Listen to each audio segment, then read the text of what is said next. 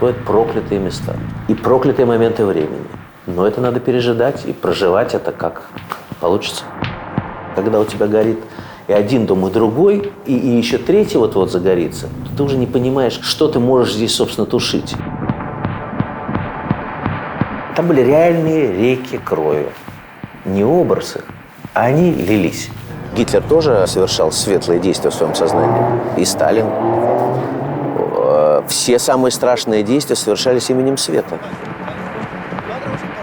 Потому что что-то оправдали, что-то объяснили, что-то себе поддержали, где-то решили вступить в договор, а заканчивается все одним – полным разрушением.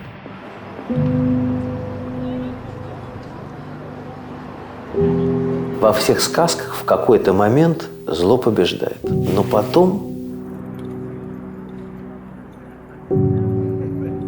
А как думаете, люди, которые сейчас стоят на этой штуке, понимают, о чем идет речь?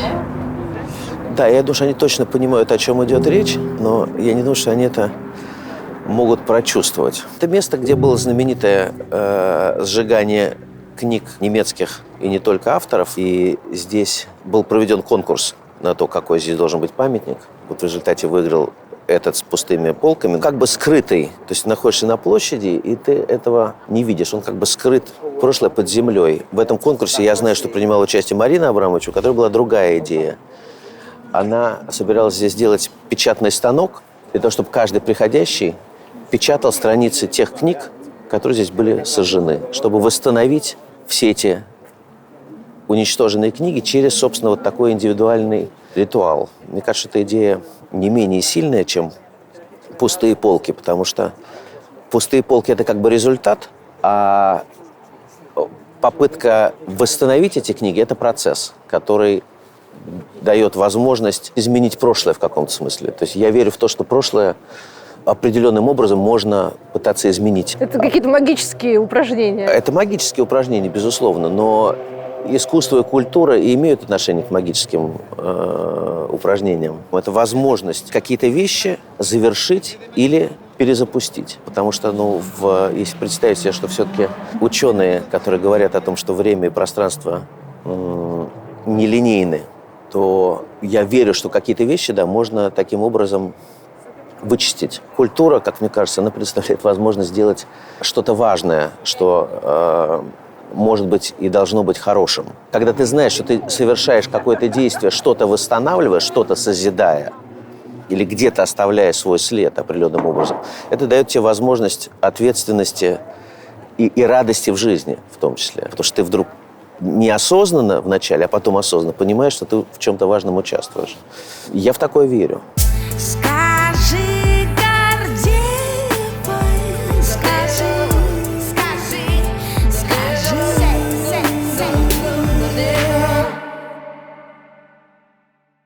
Илья, когда мы с вами договаривались об интервью, все это казалось еще не настолько актуальным.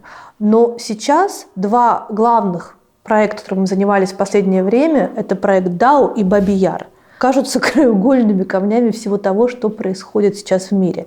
Я хотела бы с вами поговорить о природе насилия и о том, до каких пределов в своем темном развитии может дойти человек. Мне кажется, что именно этому вы и посвятили последние годы своей жизни. Похоже, что все-таки я посвятил эти годы тому, о чем вы говорите. Потому что, например, когда я начал заниматься Бабьим Яром, изначально мне казалось, что самое главное – это попытаться вернуть к вечной жизни и жизни в памяти тех, кто там погиб. Это мне казалось самой важной задачей, и найти способ, язык, средства сделать так, чтобы те, кто там исчез в неизвестности и был в буквальном смысле сожжен, зарыт, распылен, чтобы эти люди, эти судьбы были слышны. Но, как выяснилось, не менее важной задачей является, конечно, это уже в процессе делания стало понятно, это природа того, откуда вообще берется в человеке вот этот кошмар, доказательством которого кошмар является самым ярким в 20 веке, наверное, Холокост.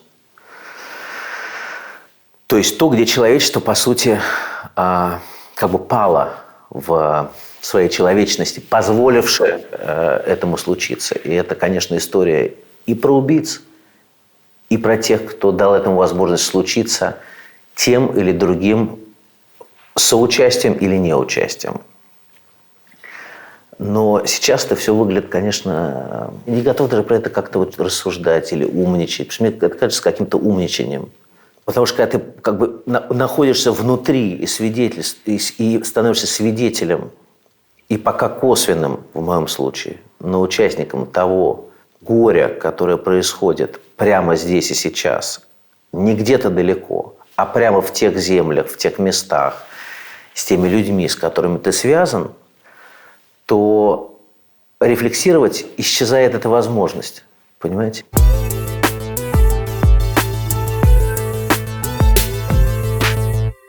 Оператор суперзвезда Хойтен ван Хойтема как-то раз показал своему давнему напарнику, режиссеру Кристоферу Нолану, киношедевр, который тот еще не видел. Это был фильм 40-летней давности, автобиографический и очень личный для автора, со сложной и довольно запутанной системой образов. На Нолана картина произвела настолько ошеломляющее впечатление, что он тут же сообщил Ван Хойтему, что хотел бы использовать увиденное в своей работе, вплоть до мельчайших деталей, в качестве омажа великому русскому режиссеру. Думаю, все догадались, что речь о «Зеркале» Андрея Тарковского. Тарковский всегда был важен для Нолана, а тогда перед съемками «Интерстеллара» Нолан буквально им засматривался. Идея, главные темы и операторский взгляд «Интерстеллара» перекликаются с «Солярисом», а вот подход к стихиям, ветру, огню и воде Нолан взял из «Зеркала», когда погрузил ферму героя МакКонахи в пыльные бури. В свежем «Оппенгеймере» Нолан уже напрямую цитирует «Зеркало».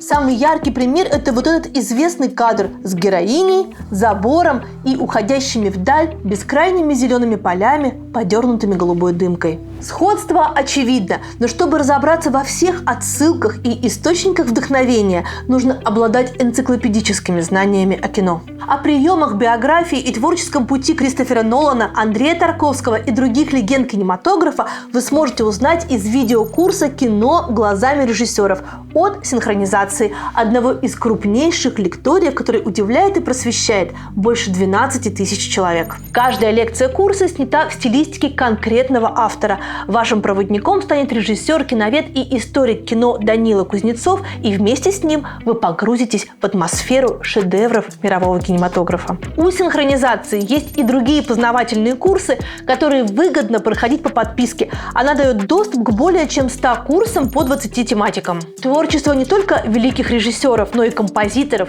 писателей и художников, а также история религии и психология и вообще все, что вам интересно в увлекательных и удобных форматах. Команда синхронизации строго следит за экспертностью лекторов и позволяет вам обсуждать книги, кино и картины с другими слушателями. Подписка на курсы синхронизации – форма идеального досуга на год вперед, а еще доступное и занимательное обучение. По промокоду Гордеева годовой доступ ко всем курсам синхронизации обойдется вам на 65% дешевле. Всего 12 600 рублей вместо 36 тысяч рублей. Причем промокод действует на все курсы синхронизации и даст скидку 15%. Но брать подписку гораздо выгоднее. Оплатить ее можно сразу или долями в 4 платежа карточкой российского или зарубежного банка. Переходите по ссылке в описании или сканируйте QR-код на экране и доверьте синхронизации свой интеллектуальный досуг.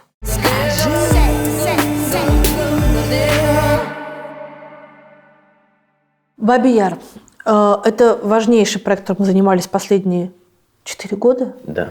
До этого момента на месте расстрела почти 100 тысяч евреев не было никакого внятного памятника в Украине. Там был памятник, поставленный в советское время. Все это произошло тоже благодаря тому, что в свое время Коротич привез Евтушенко написал. Да, и так далее. Но и, например, Щеранский, председатель нашего наблюдательного совета, первый раз был арестован, когда он ехал на митинг в Бабий Яр. Да. Если я правильно помню, то в годовщину расстрела евреев прежде люди, которые пытались хоть каким-то образом маркировать это место и помнить о том, что там произошло, вешали ленточки на деревья.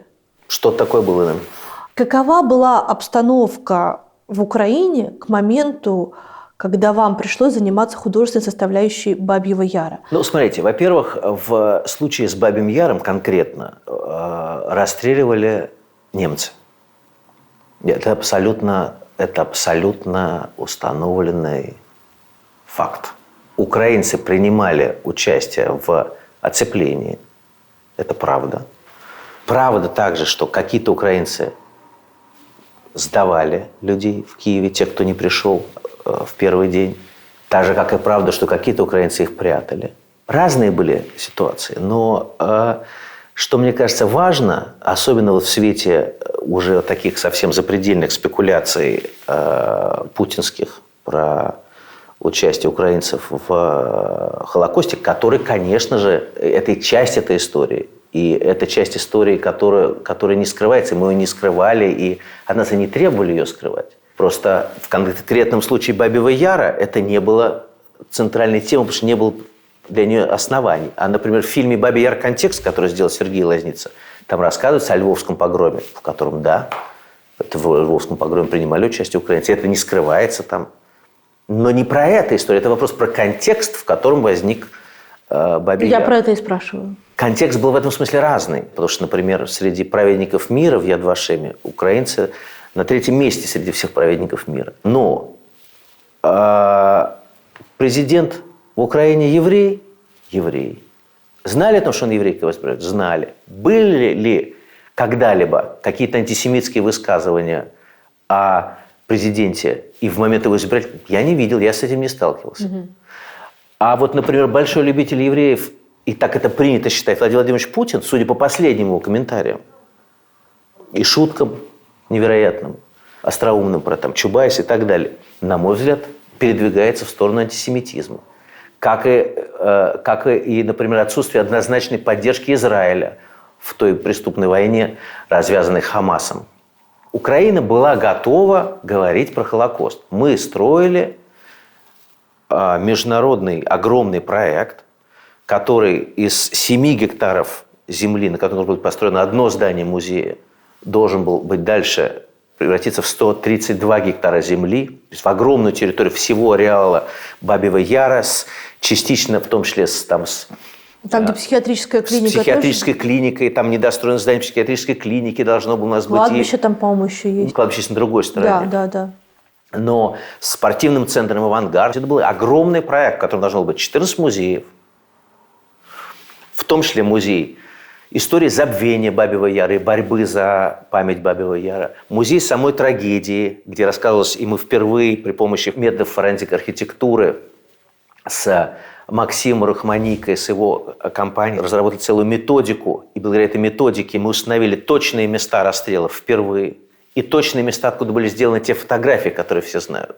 И на этих местах мы установили такие монументы, где вы можете видеть фотографию, и что из этой точки было видно, и видите, что там происходит. За исключением одного места, где был построен как раз в последние годы дом многоэтажный, был построен на основном месте расстрелов. Понимаете? Или, например, там тир был тоже. Там многие рассуждали по поводу, так сказать, того, что я слишком радикально раздумываю про мемориализацию Холокоста, но при этом, когда вы стояли у миноры, вы слышали звуки выстрелов. И это было не частью иммерсивной инсталляции, а это было потому, что за спиной находился тир, который построили прямо в Бабьем Яру в советское время. Вот мы, например, боролись с этим тиром, чтобы его оттуда убрать. Вот это были как бы часть реалий. Но возвращаясь как бы к истории про антисемитизм, про Украину. Вот у нас там стоят объекты. Синагога. Это то, что уже построено. То, что уже построено. Было построено несколько объектов. Потому что когда я согласился на эту работу, во-первых, я, конечно, не понимал и не мог себе представить, что там на самом деле происходит в Украине, и что у этого проекта есть масса политических как бы реалий. Так же, как я не понимал, сейчас могу сказать к стыду своему, то, что там уже действительно шла, по сути шла, не какая-то там гибридная что-то, а реально шла война. Я не понимал, что так изменилось отношение к русским, когда я туда приехал. Я это понял, что я был уверен, что отношение ко мне будет такое же, как ко мне было до этого, потому что я все-таки в Украине больше всего, чем где-либо работал. И у меня была масса друзей, у меня были с ним прекрасные отношения. И я был в 2014 году, когда Майдан случился, я сразу туда полетел, я был на Майдане. То есть я чувствовал себя частью украинских как бы реалий. Когда я приехал уже с работать на проекте «Бабий Яр», я довольно быстро понял, что там, что как бы история отношений к России, к русскому языку радикально изменилась. И что у этого на самом деле есть некоторые основания. Но никогда, вот за все это время, ни у одного объекта никогда не было никакой там надписи, акта вандализма вот до сегодняшнего момента, потому что это парк, понимаете? Вот эти объекты нами построены, объекты памяти, связанные с историей Бабьего Яра, все это всегда оставалось нетронутым, туда ходили люди. Моя задача была в том, так я для себя определял, чтобы сделать это место местом памяти о погибших и местом истории того, как в одном конкретной точке зло могло случиться в том виде, в той страшной адской форме, в которой это в буквальном смысле являлось адом на земле.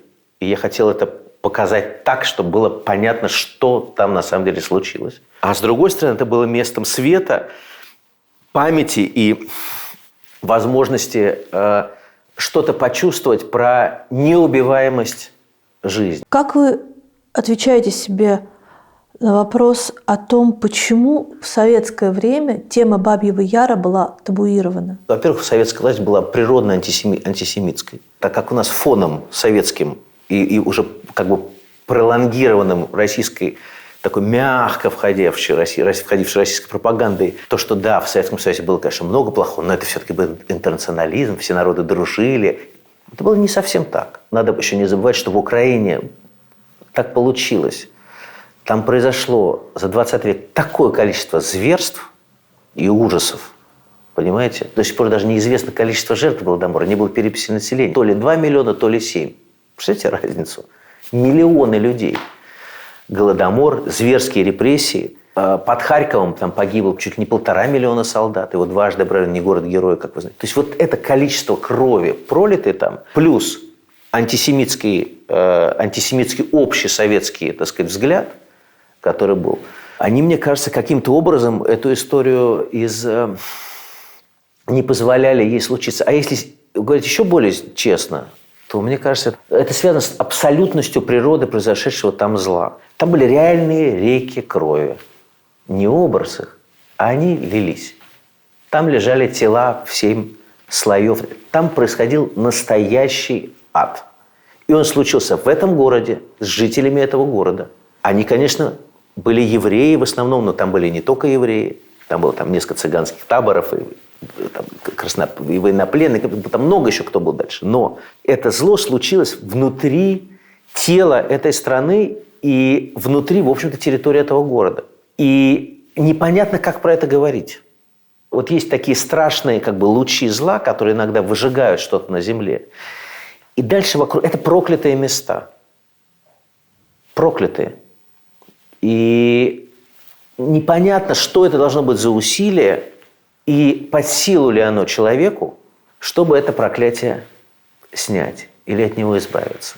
Но когда вы там оказались, Украина как государство, как страна, как этнос, они были готовы говорить про да, конечно. Холокост? Уникальность заключается в том, что при всех изначальных спорах, конфликтах, против меня подписывали какие-то письма, говорили, будет не так, что я буду против опыта на людях. Еврейское сообщество, надо сказать, не самое цельное, скажем так, мягко, да? Но есть то, к чему мы пришли в точке перед войной. В 1921 году, 6 октября, отмечалось 80-летие трагедии Бабьего Яра, на котором был и президент Зеленский, и президент Германии Штайнмайер, и президент Израиля Херцог, на котором исполнялась симфония Шостаковича, 13-я, под названием «Бабий Яр», который исполнял немецкий оркестр. Это было тоже важно. И там текст весь Евтушенко. Там тоже исполнялся. Там же показывался фильм «Лазницы», как он и показывался на 2 телеканалах основных в Украине, и 4 миллиона человек его посмотрело. Это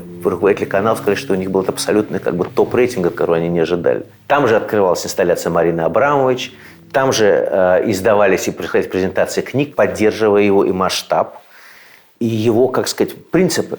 Поэтому я уверен, что если бы не было войны, у этого была бы, большая, сложная и красивая история, если можно говорить слово «красивая», про ту часть, которая касается памяти тех душ и тех людей, которые там погибли. Осень 2021 года – это то время, когда в России уже активно разгоняется тема возможной будущей войны. Общество готовит к тому, что будет то, что случилось 24 февраля.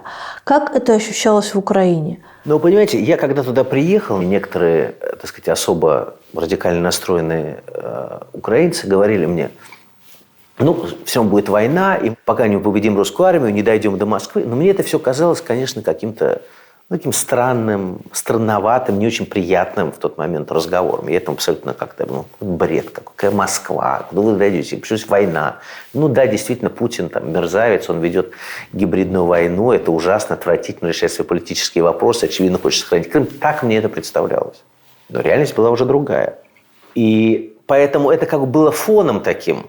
Но мой основной фокус там был именно связан с проектом «Бабий Яр». И я старался весь этот фокус очень заточенно держать на том, чем я занимался, чем занимались мои коллеги. Поэтому до момента войны, начала войны, не было такой... То есть, во-первых, никто не верил. Предполагали, что, да, может быть вторжение, может какая-то эскалация, но что будет полная, огромная война, никто из моих знакомых не верил. Я, не надо сказать, я этого не обсуждал, не задал эти вопросы руководителям страны, Украины. Но по динамике моего общения и планов, которые мы обсуждали о том, что мы будем делать в 2022 году, я не могу себе представить, что кто-то на самом деле всерьез верил в войну в таком масштабе. Когда началась война, был ли шанс осуществить такую парламентерскую деятельность между, скажем, российской интеллигенцией, украинской интеллигенцией, какими-то представителями здравого смысла с российской стороны и Украины? Ну, мне кажется, что, во-первых, этой просто картины, в которой интеллигенция что-то решает, ее уж точно не было в начале войны. В той части, где касается какой-то оппозиционной российской прессы, я участвовал в организации и договаривался с руководством Украины об организации интервью с оппозиционной российской прессой. Интервью, которые брали, собственно, Зыгорь, Дидко и так далее. Это интервью с президентом Зеленским. С президентом Зеленским. Это было единственное интервью, которое было дано так называемой российской прессе. А зачем оно было нужно? Я считал, что важно, чтобы в России люди видели и знали, что президент Зеленский не является и далек от того отвратительного образа, который рисовала российская пропаганда. Я знаком с президентом Зеленским, я знал и понимал, что он ввиду своих человеческих свойств и качеств и обаяния внутри такого разговора, если оно будет показано максимально широко в России, это может как-то повлиять на российское население. Я предполагал, что интервью будут брать и участвовать много разных замечательных деятелей, вы в том числе.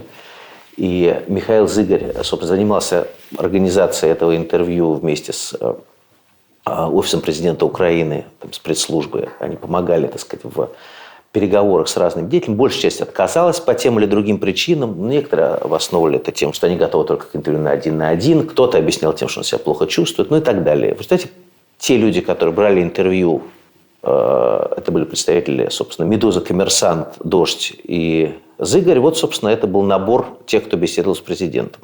Эту часть я понимал, что нужно сделать. И здесь я мог как-то помочь. А относительно парламентерских функций, это не моя прерогатива. Я не думаю, что связь между интеллигенцией России и Украины имела большое значение в начале войны. А вот поддержка безусловная и однозначная Зеленского и Украины со стороны интеллигенции имела значение. И единственное, что я мог сделать, я через буквально 2 или 3 часа после того, как началась война, в самом раннем утром я позвонил Зыгорю и предложил ему написать письмо, которое было, собственно, дальше им написано. И дальше оно было запущено. И, надо сказать, мало кто согласился его подписать вначале. Подписал всего 12 человек. Почему? Отказывались люди, не были готовы. У меня есть тут фонд, я еще не знаю, я доделываю это, я доделываю то. Мы за несколько часов с трудом собрали 12 подписей. Потом это письмо подписали 1000 людей. А в какой момент вы поняли, что все бесполезно? Я до сих пор не считаю, что все бесполезно. Я просто считаю, что в каждом моменте времени ты можешь сделать определенный тип действия. он живет в этом моменте времени. А в следующем моменте времени он уже недействительный. Это как в какой-то такой странной игре, понимаете? Вот у вас как бы сгорают эти возможности. Это как бы такой вот лабиринт, где очень много разных путей. Важно на каждом этапе совершать предельные усилия. Единственный вопрос, который я себе задаю, на каждом ли этапе я совершал предельные усилия? Или я где-то ленился, или мне не хватало сил? Ну вот на этом этапе вы совершили предельные усилия? Я на этом этапе точно совершал предельные усилия и не жалею ни о чем из своих действий на этом этапе. И я осознанно помогал и поддерживал всем, чем могу, и поддерживаю. Просто сейчас уже это моя помощь. И те международные контакты, которые у меня есть, они уже не так актуальны, потому что у Украины их, слава богу, достаточно и больше. Но я абсолютно осознанно и последовательно поддерживал и был на связи с руководством страны, это правда. Что вас вынудило в конечном итоге прекратить свое сотрудничество с музеем Бабий-Яр? То, что я с первого дня войны я понимал, что реальность изменилась, и что в той форме, в которой это придумано мною, в той форме, в которой я могу это делать, и я как делающий человек, это на этом этапе не актуально. У меня есть выбор. Чтобы это было актуально, я должен полностью свою жизнь посвятить Украине. Я должен все бросить, уехать в Украину и начать там жить, бороться, работать и посвятить свою жизнь этому. А почему вы не можете это сделать? Потому что моя судьба другая. То есть вы бросаете? Нет, я не бросаю. Я просто знаю, что я могу сделать и где я максимально эффективен. А где ты начинаешь жить не свою судьбу, но потому что тебе так кажется правильным. Или, знаете, ты хочешь быть лучшим, чем ты, как бы более правильным в моменте времени. Я делал и брал на себя большие риски в начале войны, выступая очень определенным образом в поддержку Украины. Разным. И делал это осознанно. Готов ли я был переехать в Украину, посвятить свою жизнь Украине? Нет. Украине в точке войны человек, который в восприятии украинского общества, а я в восприятии части украинского общества являюсь русским, где бы я ни жил, каким у меня не были паспорта, какими у меня не были взгляды, и это для них сейчас болезненно, но это неправильно. Потому что, опять-таки, считаю ли я, что, так сказать, эта позиция неправильная или правильная? Я так не могу считать, потому что это не моя жизнь. Понимаете? Я считаю, что украинцы имеют полное право ненавидеть, совершать те шаги, которые они совершают в этом моменте войны. В ту секунду, когда война закончится, если там будут дальше разговоры про то, что хороший русский, мертвый русский, я буду против такого типа дискурса. Сейчас я не могу их осуждать за этот дискурс, но я не могу быть частью его. Для меня это невозможно. Это была причина? Это была одна из причин. Причин две. Первое, то, что проект не будет уже таким, как он придуман. Потому что изменились реалии работы с памятью и работы с настоящим переживанием. Там люди, уже заплатившие и переживающие то, что я не пережил. И не разделяя с ними это страдание, это переживание, это боль практически, живя там, находясь там каждый день, беря эти риски, я не имею права. Почему я должен это делать? Люди в руководстве Украины поняли ваше решение? Проинформировал об этом руководитель офиса президента Ермака, о том, что я ухожу. Я знаю, что президент Зеленский посчитал, что я могу остаться, и что мне нет необходимости уходить, тем более по причине моему происхождения, национальности. Он сказал, что они абсолютно их устраивают, насколько мне известно, я с ним не общался лично на эту тему. Но я посчитал, что это просто некорректно и неправильно, потому что я там не нахожусь, я не занимаюсь этим проектом в том объеме, в котором я должен заниматься. Это не соответствует моему ощущению того, что нужно делать. Я могу делать вещи на 200%, я не умею их делать на 40%. Мне, честно сказать, все равно, что про меня говорят и думают. И спасибо опыту, надо сказать, начиная с первого фильма «4», про меня столько всегда говорили разных гадостей. И я пережил много прекрасных моментов, когда мне говорили какие-то слова на букву «Г», как в одну сторону, так и в другую. Вот я привык к тому, что то, что я делаю, может вызывать разную реакцию. Но я знаю, что если я знаю то, что я делаю, и я должен это делать, то я это делаю. А когда я понимаю, что это как бы становится частью какой-то другой картины некорректной, я посчитал, что это делать мне нельзя. Ваш фильм «4» по рассказу Владимира Сорокина был снят до того, как его книжки спускались в унитаз в центре Москвы, или после? Ну, во-первых, он был снят не по рассказу Сорокина, а это Сорокин написал сценарий по моей идее. Я не помню точного дайджеста, когда что куда спускалось. Примерно это было то время. Но фильм «4» это был первый фильм, который был запрещен в России после падения советской власти. На телевидении он никогда не был показан в России. Я, собственно, примерно вот в этот момент уже понял, что надо строить свою жизнь где-то в другом месте. Но идея спускать книжки в унитаз, хорошо не жечь их, идея рисовать на танках Z и V, идея в конечном итоге бомбить гражданскую инфраструктуру. Это же идеи не новые, и они повторяют те идеи, которые исторически все помнят. Как вы думаете, в этом смысле российская власть осознанно их повторяет или... Может быть, кто-то не выучил историю? Я считаю, что осознанно. Я считаю, что это не про не выучил историю, потому что я считаю, что люди, которые занимаются пропагандой в России, это умные, образованные люди. Поэтому эта пропаганда достигает таких, так сказать, высот. И это видно и по лозунгам, которые похожи на лозунги в нацистской Германии. Одна родина, один вот это вот все, когда про единство. Ну и как и про всю знаковую систему, понимаете, мне кажется, что тот факт, что Россия поддерживает правые партии по всему миру, это тоже о чем-то говорит. Они же это осознанно делают. Я думаю, что там есть, наверное, какое-то самооправдание, что это связано не с нацизмом, а это связано с объединением. Вот Сталин, это же сейчас не преступник, а сложная историческая личность. Ну, стоят памятники, ну и стоят. Приносят цветы и приносят. Совершили люди выдающиеся действия по объединению страны. Вот я видел сейчас, например, артист Дмитрий Певцов рассказывал, признаваясь в любви президенту Путину, о том, что было 3 великих человека, которые управляли за последние 100 лет Россией, говорит Певцов. Николай II, Сталин и Путин. Это же ведь сейчас можно произнести и дальше жить все спокойно. Это вещи, которые как бы входят в норму, когда ты как бы начинаешь отделять внутри кошмара, ты начинаешь отделять, а в этом кошмаре было и хорошее. Вот это хорошее дает тебе право, как бы, называя это хорошим, делать какие-то вещи. Например, объединять Россию, приращивать Россию землями. Это хорошо. Почему хорошо? Как хорошо? Но это вот возникающие такие процессы. Но это же ведь перевернутый мир. Ведь Гитлер тоже совершал светлые действия в своем сознании. В этом смысле и Сталин. Все самые страшные действия совершались именем света. Всегда. И Савонаролла. Вся инквизиция, она же была именем света. Все репрессии, все самые страшные действия совершаются именно стремлением к свету.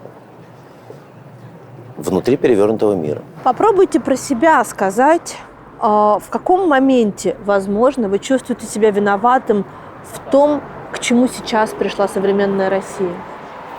Ну, смотрите, я не чувствую себя виноватым в том, что происходит в современной России, кроме того момента, что я это понял, оказавшись, кстати говоря, в Украине, не до конца осознавал то, что, например, в Украине уже шла война, настоящая война. С 2014 года. С 2014 года. Я понимал, так сказать, что да, Россия там что-то проводит. Я не осознавал то, что там идет уже настоящая война.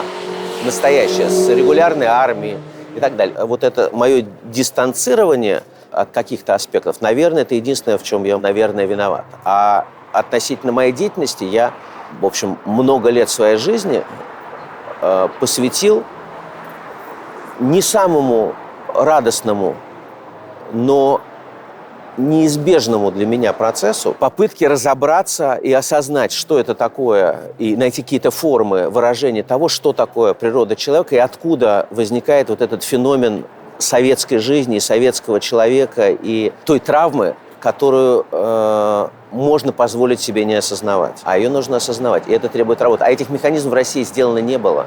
Они не были произведены. И, например, проект DAO для меня, безусловно, в попытке своей был одним из таких механизмов. Понятно, что это искусство не может решить никаких проблем, но попытка и возможность посмотреть, где на самом деле располагается, что нет каких-то отдельно плохих людей, а остальные хорошие, понимаете? Это как в истории про донос. Вот в городе Харькове, где я снимал, из 800 тысяч жителей 200 тысяч было репрессировано в 30-е годы. Значит, понимаете, во-первых, в каком страхе они жили, а во-вторых, вы понимаете, с какое количество людей не репрессированных написали эти доносы.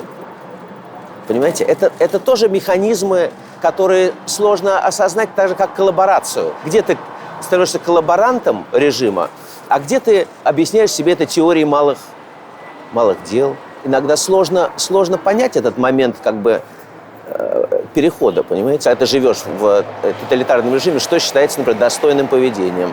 Что, по-вашему? Но вот я в детстве хорошо знал, потому что мои родители дружили, писателя Вениамина Александровича Каверина, который всю свою жизнь старался быть достойным человеком и не участвовать ни в каких процессах осуждения, всякого загнабливания, если так можно сказать, своих коллег. И, наоборот, был человеком, который прикладывал максимальные усилия внутри этого режима для того, чтобы что-то достойное и честное происходило. Он, например, говорил: я болею, и не ехал на собрание по осуждению, допустим, Солженицына. А живущий на соседней даче Валентин Петрович Катаев тут же прыгал в автомобиль и ехал на это собрание. Является это достойным поведением? Да, в режиме и в рамках той жизни, безусловно. Кто-то был готов на более радикальные шаги, например, Копелев. А кто-то просто писал стихи, как Бродский, и дальше уже система его выталкивала. Но многие люди участвовали. Я в этом смысле, я верю в то, что всегда есть выбор, и сейчас есть выбор. Я не живу в России какое-то количество лет. Мне не нужно было совершать этого выбора 24 февраля. Но люди, которые выезжали и совершали свой выбор, уезжая из России, это большой и важный выбор. Но то, что, например, дальше Запад не принял большую часть этих людей, не предоставил им ни виз, ни возможности работы, я считаю, что это огромная страшная ошибка. И дальше эти люди оказались вытолкнутыми назад. Вот что им делать, этим людям, если у них нет возможности не работать, они не знают языка, у них нет виз, у них нет стипендий, у них нет возможности выучить язык, у них нет возможности адаптироваться. И я это наблюдал в начале войны, и то, что, так сказать, было намерение всех принять, а дальше это намерение почему-то не было реализовано. Люди, которые не уехали из России и остались, оставляете ли вы за ними право быть порядочными людьми? Конечно, абсолютно. При этом я понимаю, что механизмы адские таковы, что они неизбежно тебя заталкивают вот в эту как бы внутренность страшной жизни. И там происходят, конечно, какие-то трансформации. Они могут не происходить. Чтобы они не происходили, должно быть предельное усилие и возможность для этого усилия. Конечно, есть люди, у которых есть там семьи, которые не могут выехать. Вопрос, какую работу где ты можешь совершать. Верю ли я в то, что можно принципиально остаться в России и там совершать важную работу? Нет, не верю. Я не верю в то, что оставшись там, можно совершать какую-то важную работу, если ты не занимаешься там, впрямую политикой, но тогда у тебя путь один, в принципе, в тюрьму. Я считаю, что любое осознанное, принципиальное решение остаться в России так или иначе участвует в легитимизации этого режима. Даже если ты врач? Но если ты врач, отдельная история. Врачи, пожалуй, что это, наверное, единственное. Можно ли сказать, что художник является врачом духа? Ну, можно, но это так а не водитель работает. автобуса? Водитель автобуса, у него нет выбора. Выбор если есть всегда. Нет, но водитель автобуса не знает иностранного языка, он поэтому, видимо, оказывается в позиции водителя автобуса. Если у водителя автобуса есть возможность уехать и быть водителем автобуса в другом месте и дать возможность свободно сознанию своих детей, потому что это вопрос дальше сознания своих детей, которые дальше могут вернуться, могут что-то делать в этой стране. Вопрос, как сохранить живую душу и сознание и не оказаться в еще одном круге адской травмы. Я считаю, что да, если есть возможность выезжать, надо выезжать. Как так получилось, что для нынешнего российского режима так важны стали артисты? Мне кажется, они были не важны, есть не важны. Артисты как кто? Только как обслуга в этом смысле. Ну вот Обслуга этот всегда артист была поехал на Донбасс, а этот не поехал на Донбасс. Этот уехал, а этот не уехал. И речь идет только об артистах. Ну, все-таки предыдущие режимы как-то опирались и на ученых, и на поэтов, и на писателей, и на космонавтов. Но мне кажется, это не вопрос артистов, это вопрос телевизора. Вот мне кажется, что советские люди – это же люди телевизора. Вот как евреи – народ книги, вот русские – народ телевизора. И это люди, которые в телевизоре имеют значение. А поэзия в телевизоре не представлена, не имеет большого значения.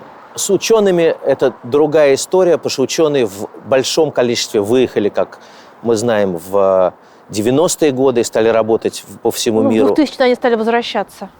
Ну, дальше, наверное, тот, кто вернулся, а кто уехал. И пока что это движение еще возможно. Но это, мне кажется, просто вопрос исключительно пользования.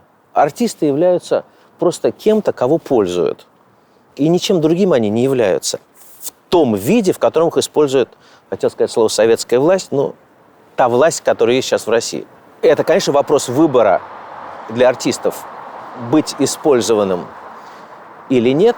И есть люди, которые принимают решение уехать. Есть кто-то, кто остается. Есть кто-то, кто остается и продолжает делать какое-то подлинное дело. Такие, наверное, тоже есть. Но видимо ли это дело? Распространено ли оно средствами массовой информации и пропагандой? Нет. Пропаганда занимается тем, чем она всегда занималась. Просто художественность продукта перестала иметь значение. Какие, вот вы знаете, выдающиеся произведения или хотя бы сносные, созданы за последние 1,5 года во имя вот этих всех подвигов. Ну, кроме того, что кто-то пошел и прочитал на арене, сцене, стадионе, спел песенку, прочитал стишок, признался, поклялся в любви и в преданности. Ничего такого там нет. Плюс, мне кажется, еще все-таки артисты – люди очень зависимые по своей профессии. И зависимые от успеха, от публики, от того, кто им предлагает работу. И внутри этой зависимости иногда они не могут разглядеть полностью изменившегося вектора того, что они на самом деле делают. Потому что для этого нужно затрачивать еще свое сознание. Оно не всегда у всех есть в том объеме, в котором его нужно затратить. Мне так кажется. Вы верите в генетическую память? Да. Мы с вами из того поколения детей, которые представляли себе пионерами-героями, а также Зоя Космодемьянская, которую загоняют под ногти иголки, и каждый думал, а как я себя поведу? Думали ли вы когда-нибудь, а ведь вы экспериментировали с другими людьми на проекте DAO, а с собой нет, как бы вы себя повели, окажись вы успешным режиссером советского времени 30-х годов? Моя профессия, собственно, связана с тем, чтобы экспериментировать с реальностью и с ее обстоятельствами, но когда ты этим занимаешься, ты, конечно, экспериментируешь и с собой. Потому что это тоже вопрос твоих собственных границ, твоих возможностей, твоих выборов. Особенно в таком как бы неконвенциональном способе взаимоотношений с реальностью, которую я себе избрал и за которую несу ответственность. А как бы я повел себя в 30-е годы, понимаете, здесь нет сослагательного направления. Могу ли я себе представить, чтобы я стал благополучным советским деятелем чего-то? Ну, мне этого себе представить себе не хочется, и я думаю, что так бы не было. Но как ты можешь это сказать? Потому что мы оказываемся в тех обстоятельствах, в которых мы оказываемся. Присваивать себе подвиги несовершенные во имя желания и веры в свою героическую или достойную жизнь, я не готов. Мне сложно себе представить, чтобы я стал доносчиком и частью какой-то системы. Но я, например, точно понимаю, что если бы меня там пытали и допрашивали, я бы, наверное, все подписал бы. Как? Вот, например, мой крестный Сергей Александрович Ермолинский, драматург и писатель, ближайший друг Булгакова, который умер у него на руках. Вот Сергея Александровича посадили в тюрьму, и его пытали. И он ничего не подписал. Вот он выдержал ту часть пыток и ту часть боли, которая была ему выдана. Но его, наверное, не пытали так, как пытали Мейерхольда, который все подписал. Как это можно оценивать? Я не знаю. Я думаю, что я по своей природе я человек мягкий, я бы наверняка испугался.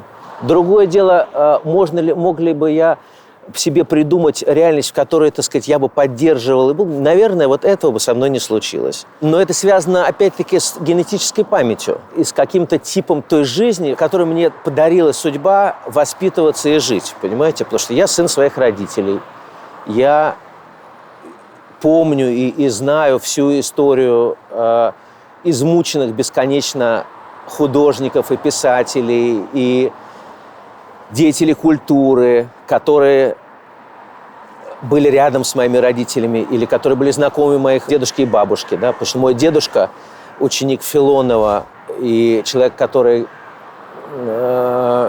всю жизнь пронес верность и Филонову, а его ближайший друг Эраст Гарин, артист, через всю жизнь прожил в верности и в страдании от гибели своего учителя Мейерхольда. Папа мне рассказывал о том, что одним из последних его слов Гарина, умирающего, за что они мучили старика, за что, говоря о Мейерхольде.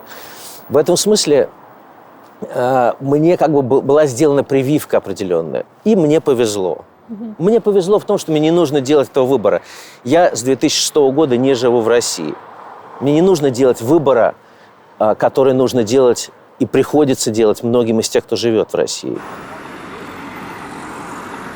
Вот это здание, в котором подписан документ об объединении Германии. Официально в этом здании 3 октября 1990 года. Сейчас, в 23-м году, нет ли у вас ощущения, что вот тогда, когда что-то как-то объединялось, и было ощущение надежды в 90-е не только в России, но и, в общем, в мире, сейчас это ощущение надежды абсолютно исчезло, и есть скорее предчувствие какого-то бесславного, чудовищного, страшного конца? Я в этом отношении все-таки верю в то, что может быть и другой сценарий. И я верю в то, что, например, та же Германия тем невероятным усилием, которое она совершила и совершала после победы Советского Союза и коалиции над фашистской Германией, что вот это усилие предпринятое связано и с толерантностью, и с принятием, и с готовностью говорить о своем прошлом. Это невероятное усилие, что оно точно что-то поменяло в людях и в стране. И в этом у меня сомнений никаких нет. Поэтому мы здесь видим с вами вот украинский флаг. Мы понимаем вот эту осознанную готовность поддерживать, помогать. Поэтому Германия приняла, по-моему, больше всех, чем какая-либо другая страна, беженцев. И объем гуманитарной помощи точно самый большой в Европе от Германии, Украине. И это же ведь, так сказать, вещи, сделанные и на уровне государства, и на уровне людей, которые принимали беженцев, помогали им обустроиться, поддерживали их. Я верю в то, что если работа сделана, то у нее есть результаты. Ну да, мир находится сейчас, вошел вот в эту страшную череду диких кризисов. Но надо сказать, что начались они не с войны в Украине, а с ковида, который просто все уже забыли. Поэтому какие будут следующие кризисы, следующие взрывы, на чем они основаны, являются ли они только результатом социально-политических движений, или у этого есть какой-то другой, более сложный план, верхний, который мы не знаем, мы это увидим. Но это вопрос усилия каждого конкретного человека, каждой конкретной страны. Вот здесь должна была быть построена новая Берлинская стена, которая должна была быть построена к премьере, немецкой премьере Дау, правильно? Да. И внутри люди должны были проходить что-то вроде обыска. Ну, во-первых, стена должна была быть построена с одной целью, чтобы быть разрушенной. И должно было быть, собственно, 9 блоков домов, закрыты Берлинской стеной по периметру. Эта стена с внешней стороны должна была быть расписана художником Ай Вавеем. И дальше с огромным перформансом через месяц она должна была быть разрушена. И вот это как бы ритуал разрушения и еще одного уничтожения этой стены, он и был в центре этой идеи. Премьера проекта Дау, не фильма, а именно проекта, состояла в изначальной своей идее из 3 частей и из 3 городов: Берлин, Париж, Лондон. Называлась она «Свобода, равенство, братство». «Свобода» — это была, собственно, берлинская часть, Фрайхайт. действительно нужно было проходить через гейты внутрь этого периметра, в котором помимо показов материалов и разных версий фильмов проекта «Дау» должны были происходить перформансы Ромео Костеллуччи, Марины Абрамович, Карстена Хёллера, а одновременно с этим молитвы у стены всех конфессий, хоровые произведения и религиозные, и нет. Большая концертная программа, подготовленная Теодором Курендисом. То есть здесь было большое перформативное пространство, в котором должен был возникнуть вопрос. Вопрос о том, где есть свобода, и с какой стороны стены, и что такое значит ритуал. Я верю в ритуалы, я верю в то, что осознанное действие по созиданию внутри себя и про разрушению того, что должно быть разрушено, должно быть как бы вычищено из души и из генетической памяти, что такого рода вещи, да, я верю в то, что они помогают. Но надо сказать, что вообще изначальное до открытия, до постройки стены должны были быть запущены 3 посольства Советского Союза. То есть была целая идея в том, что премьера Дау – это ритуал по уничтожению Советского Союза и советской идеи. Это все построено на методе ретравматизации, да, то есть вы погружаете человека в максимально болезненные с точки зрения исторического опыта обстоятельства, что, пережив снова эту травму, он как будто бы сделал какие-то выводы. Нет, я так не считаю. Я не считаю, что это повторение травмы. Это вопрос того, когда ты выводишь какое-то событие или какое-то переживание на тот уровень осознания и проживания, в котором ты можешь от этого избавиться. Это не значит, что должен испытывать такой же тип эмоций. Поэтому здесь за стеной должны были быть не бегать ГДРовская штази, а происходить, наоборот, светлый опыт очистительный. И внутри этого очистительного опыта, так же, как и сам проект Дау, то, что ты показывает тип переживания и тип того, через какие механизмы возникает зло в каждом из нас. Как ты можешь от этого избавляться? Ты должен, мне кажется, почувствовать, что это такое, когда это возникает, и уловить те симптомы, из которых и происходят страшные вещи. Потому что эти симптомы расположены в каждом из нас. То есть вы считаете, что каждый из нас может быть и насильником, и жертвой насилия? Я считаю, что каждый из нас таким или другим образом может быть частью зла. И возможность не быть этой частью, она расположена в выборах очень маленьких, очень незаметных, которые человек делает. Но вопрос, как их распознать? Потому что, конечно же, ни гитлеровский режим, ни сталинский режим, они не были возможны без участия этих народов. И Александр Моисеевич Пятигорский, замечательный философ, говорил: глупо бегать за террористами по горам, потому что часть того, что происходит, и почему эти террористы появляются, заложена в тех народах и в тех местах, где люди в каком-то смысле готовы быть уничтоженными и взорванными. И дальше он делает переход в историю советскую и говорит, что в каком-то смысле те преступления сталинского режима, которые произошли тогда, они в каком-то смысле были возможны и потому, что не только палачи, но и жертвы дали возможность этому случиться. Ну, это такое длинное объяснение «сама виновата». Нет, это не длинное объяснение «сама виновата». Это длинное объяснение того, в каком случае ты создаешь ситуацию, в которой возникают энергии, в каком случае ты позволяешь каким-то вещам случаться. Когда ты оказываешься внутри ситуации, которой ты не управляешь, и история и про сталинский режим, и про гитлеровский режим, и про то, что происходит сейчас в России. Это история про процесс. Долгий процесс, в котором мы совершаем выборы, мы что-то принимаем, что-то не замечаем. Это про процесс. Если сама виновата внутри долгих отношений, то да, ты сама виновата. Если это процесс как бы того, что случается в моменте, то, конечно, это безумие говорить про сама виновата. Но когда это связано с долгом процессе, это, конечно же, вопрос, чтобы, распознавая какие-то вещи, чтобы им не дать возможности случиться. Мне кажется, что общим в механизме сталинских репрессий и в механизме Холокоста является то, что прежде чем убивать, уничтожать, того, кого ты будешь убивать или уничтожать, надо расчеловечить. Человеку все-таки довольно трудно убивать себе подобных. И механизм вот этого разделения на это мы, а эти те, кто заслуживает немедленной смерти или чье существование загрязняет наш прекрасный мир или делает его хуже, этот механизм все-таки схожий. Вы помещали людей в условия сталинского мира, и вы давали возможность развиваться всем тем событиям, я имею в виду на проекте DAO, которые приводили к расчеловечиванию и приводили в конечном итоге в реальном мире к убийству. Что это за механизм? Где этот триггер? Что вы про это узнали? Ну, я узнал, что просто это расстояние от того, что ты про себя думаешь, и до того, что ты про себя не знаешь, оно крошечное. Это просто мгновенный перещелк. Это было, наверное, самым сильным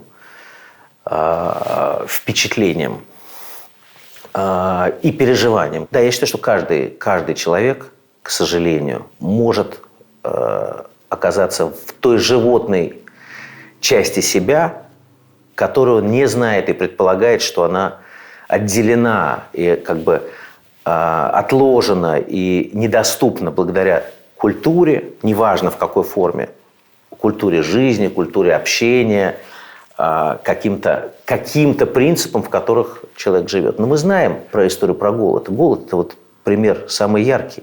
Какое количество людей оказывались в ситуации трупоедства, в ситуации каннибализма. Вы помните, наверное, эту историю, которую рассказывал Гранин про блокаду, про семью, которая выжила благодаря ребенку, которого один ребенок выжил благодаря ребенку. Это вещи, которые немыслимы, но они вдруг оказываются просто частью жизни. Единственное, что можно, молиться, двигаться куда-то, передвигаться, стараться как-то из этого. Но я считаю, что сил противостоять их у человека очень-очень мало. Я думаю, что религии и культура могут дать какой-то шанс каким-то людям, не всем, выжить и сохраниться. Но, понимаете, с доносительством, вот что интересно, когда персонажи DAO, потому что, конечно же, это была другая жизнь. Конечно же, они понимали, что донос не приведет к реальной посадке или расстрелу, что это все игра. Но такая захватывающая игра, в какой момент ты веришь в свою Да, это игра с полным погружением в обстоятельства. Вот я задал вопросы тем людям, которые писали доносы друг на друга. Некоторым. Потому что некоторые это было абсолютно неожиданно, я не мог предположить, что именно этот человек так. Я спрашивал уже вне площадки съемочной, у себя на студии. Я говорю, слушай, а вот ты сейчас написал, а зачем ты это сделал? Он говорит, так это же не донос. Это я такую придумал хитрую вещь, я им написал такую докладную записку, в которой, то есть вот этот трюк сознания, в котором одно и внутри сознания является чем-то совершенно другим, вот это и есть этот лабиринт опаснейший, который поворот за поворотом отправляет тебя куда-то, где уже нету никакого другого хода, где ты уже находишься в абсолютно другой развершейся реальности. И это то, что происходило в 30-е годы, и это то, что происходило в Германии, и это то, что мы знаем, понимаете, в России люди живут внутри чувства страха. Кто-то живет внутри чувства страха, а кто-то не живет, как не жили в Германии в 1942 году в Берлине. Люди жили вполне себе, ходили в рестораны, они, так сказать, жили вполне себе жизнь. И вот это как бы история того, что ты какие-то вещи не видишь, не хочешь их видеть, отрицаешь их видение, предполагаешь, что вот эта зажмуренность души, знаем мы это или нет, можно понять только внутри тех обстоятельств предельных, в которых человек оказывается. Вопрос, как ты можешь вооружиться до этого, какие у тебя могут быть доспехи, чтобы пройти через те кошмары, в которые нас отправляет реальность сегодняшнего дня. Существовали ли у вас какие-то предохранители для того, чтобы люди, которые оказывались внутри этого пространства с хрупкой психикой и, например, с очень тонкой душевной организацией, когда реальность и иллюзорный мир, и выстроенные декорации замещают друг друга, и просто высока вероятность сойти с ума.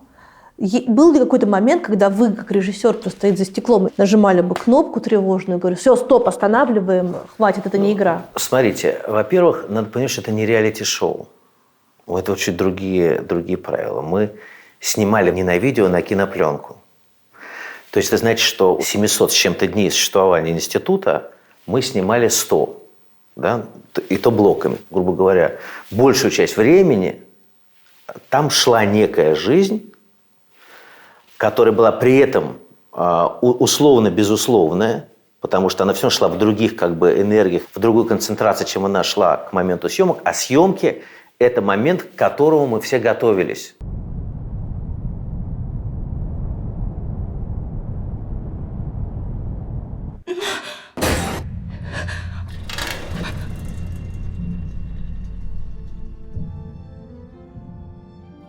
То есть это не то, что жизнь идет, и вот ты тут вдруг увидел, что она не туда пошла. Съемки – это момент эскалации, напряжения, активации истории, сюжетов, персонажей, соответственно, дальше огромного технического обеспечения. У нас был механизм очень простой. Ты мог повернуться к камере и сказать «стоп». Так можно было сделать? Так можно было сделать. Это было единственное, потому что это кинокамера, это же не скрытые камеры, понимаете? А скрытые там были камеры? Нет. По-честному? Нет, конечно. А как вы будете снимать на кинопленку скрытыми камерами? Я вначале сделал зеркала. Я построил очень маленькие комнаты с очень низкими потолками. И технологически было понятно, что там не развернутся камеры. И я думал вначале снимать, но это до того, как институт зажил. Когда я еще думал снимать только историю про Дау, историю фильмическую, я думал, что я какие-то камеры буду ставить за вот этими затемненными зеркалами.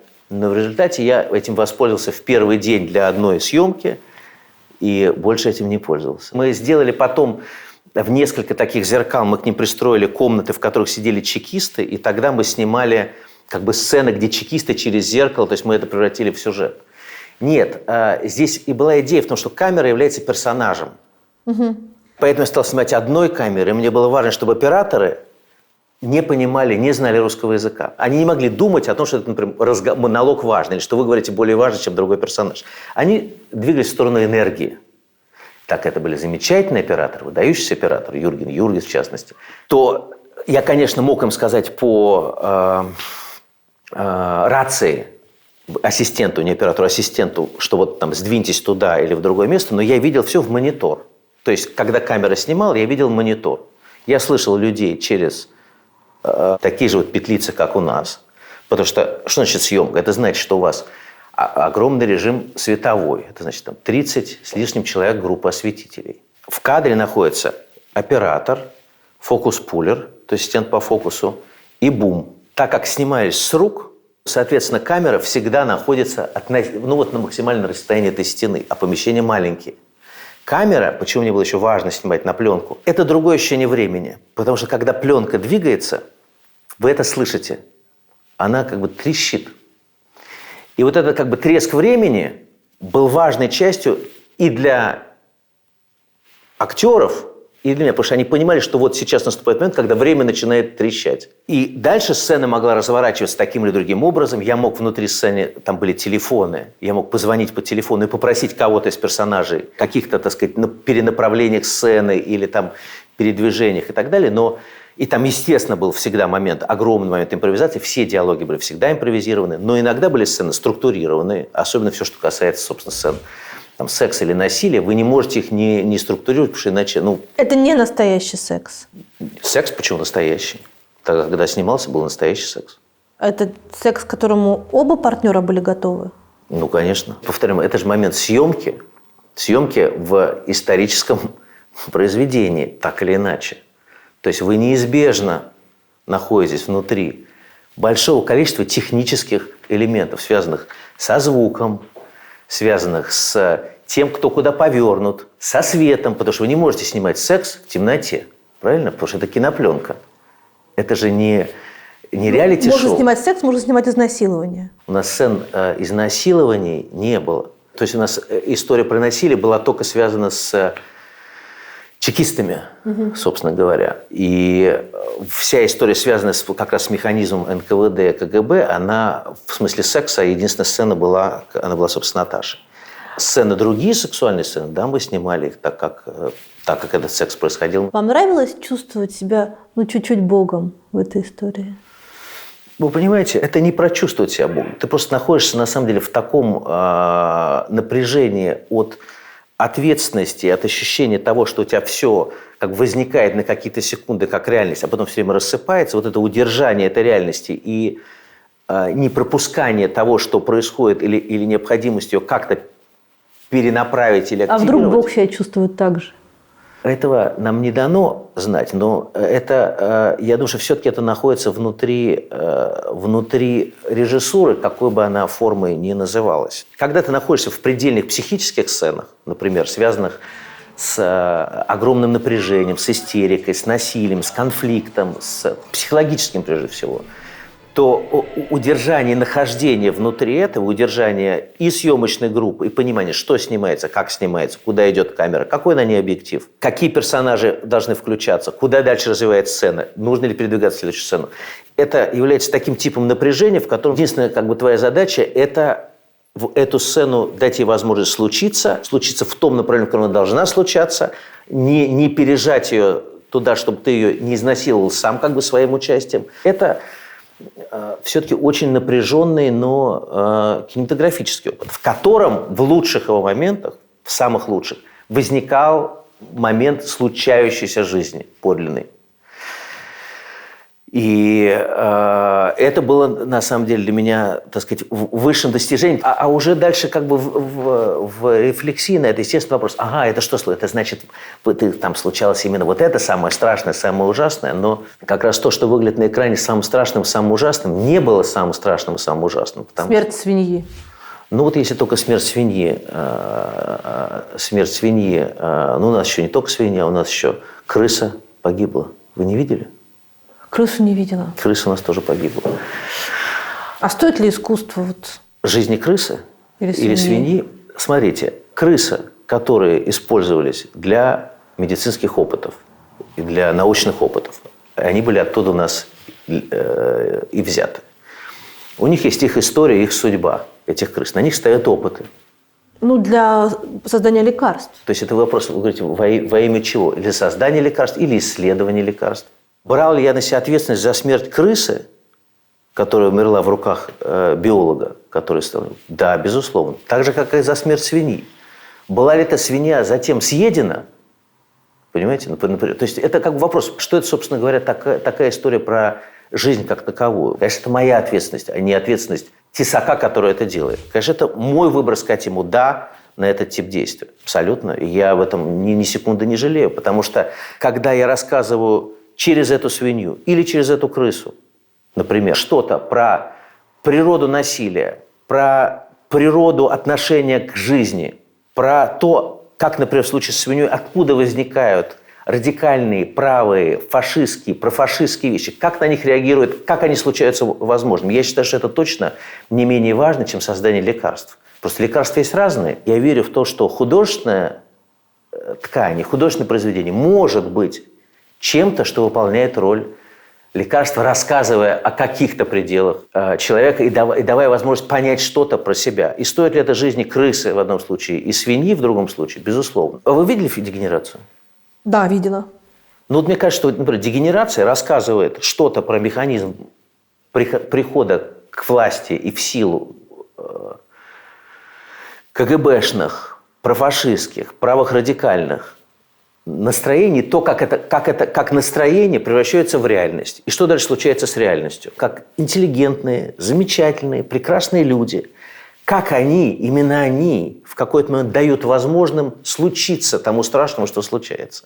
И в этот момент ответственность про это страшное, да, она становится в этот момент общей ответственностью. Ты не можешь сказать, нацисты пришли к власти, потому что им дали возможность прийти к этой власти. Потому что что-то оправдали, что-то объяснили, что-то себе поддержали, где-то решили вступить в договор, а заканчивается все одним – страхом, кошмаром, адом, полным разрушением.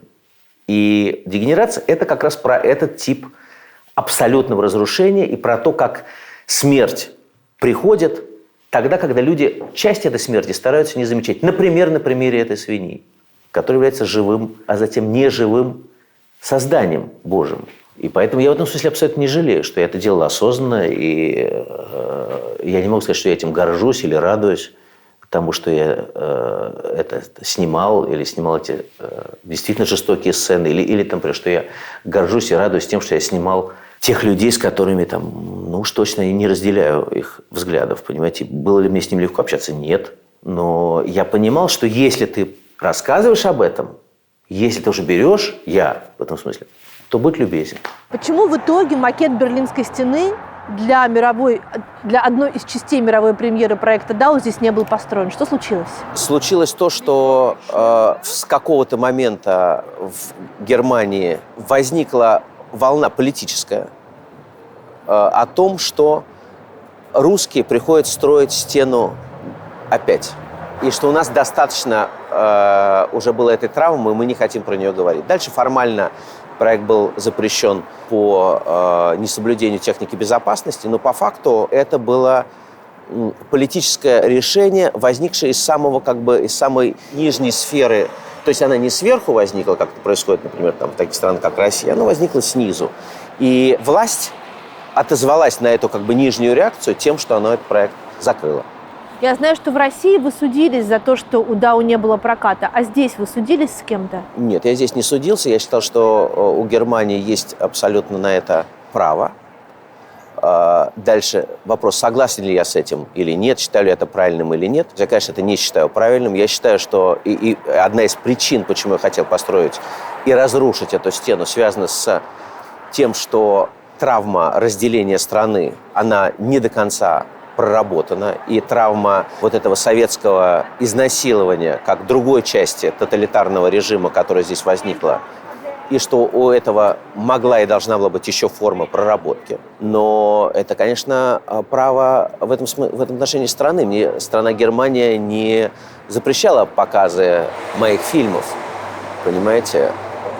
А то, что какой-то тип перформанса мог быть запрещен, это дальше часть истории. В этом смысле была построена эта стена фактически, или она не была построена, если так смотреть, это одно и то же. Потому что сам факт ее непостроения – это такая же часть текста и истории, и проекта «Дау», и современного происходящего процесса, как и то, если бы она была построена. В какой-то момент к «Дау» было огромное количество этических претензий, были открытые письма журналистов, были какие-то заявления участников и участниц проекта. Что-то из этого вылилось в какое бы то ни было судебное разбирательство? Во-первых, никаких заявлений участников и участниц проекта не было. Был поднят в какой-то момент большой, как это сейчас принято говорить, хайп, связанный с этическими какими-то вопросами, которые все были надуманными. Хотя проект, конечно же, это проект непростой, это проект с сложным процессом производства, с огромным напряжением, с большим количеством стресса, с разными эмоциями. Но никаких не было ни разбирательств. Понимаете, это как история, например, с героиней фильма Наташи Бережной. Да. Премьера, которая была здесь, в Берлине, на Берлинском фестивале. Сколько бы Наташа Бережная не говорила о том, что ее не насиловали, все равно продолжали писать о том, что нет, кстати, она же точно была изнасилована, она точно пострадавшая. И в этом смысле вот это искажение реальности, которое при той же Наташе принесло массу проблем, потому что она человек, который сыграл сложную очень роль и совершил большое действие, участвуя в этом проекте, и которая гордилась этим и радовалась этому. Дальше в какой-то момент она, живя просто жизнь нормальной, простой харьковчанки, вместо истории успеха и радости того, что фильм с ней в Берлине, что она номинирована на премию Европейской киноакадемии за лучшую женскую роль. Казалось, что она должна все время была рассказывать про то, что ее не мучили и не насиловали, понимаете? Процессов легальных никаких не было, их быть не может, потому что надо понимать, что все-таки в этом проекте участвовало очень много людей. И это большое количество людей потратило очень много энергии, жизни, веры в то, чтобы что-то создать. И это не только те, кто снимались, но и те, кто работали на проекте. Этих людей очень было много. Опять-таки, были ли какие-то люди, с которыми были конфликты, или которых, например, я увольнял? Конечно, были. Я не знаю случаев, когда люди, которые работали на проекте, были бы настолько травмированы, чтобы, так сказать, это становилось тем образом, который общепринято создан проектом. А кто Кто виноват? Кто запустил эту историю?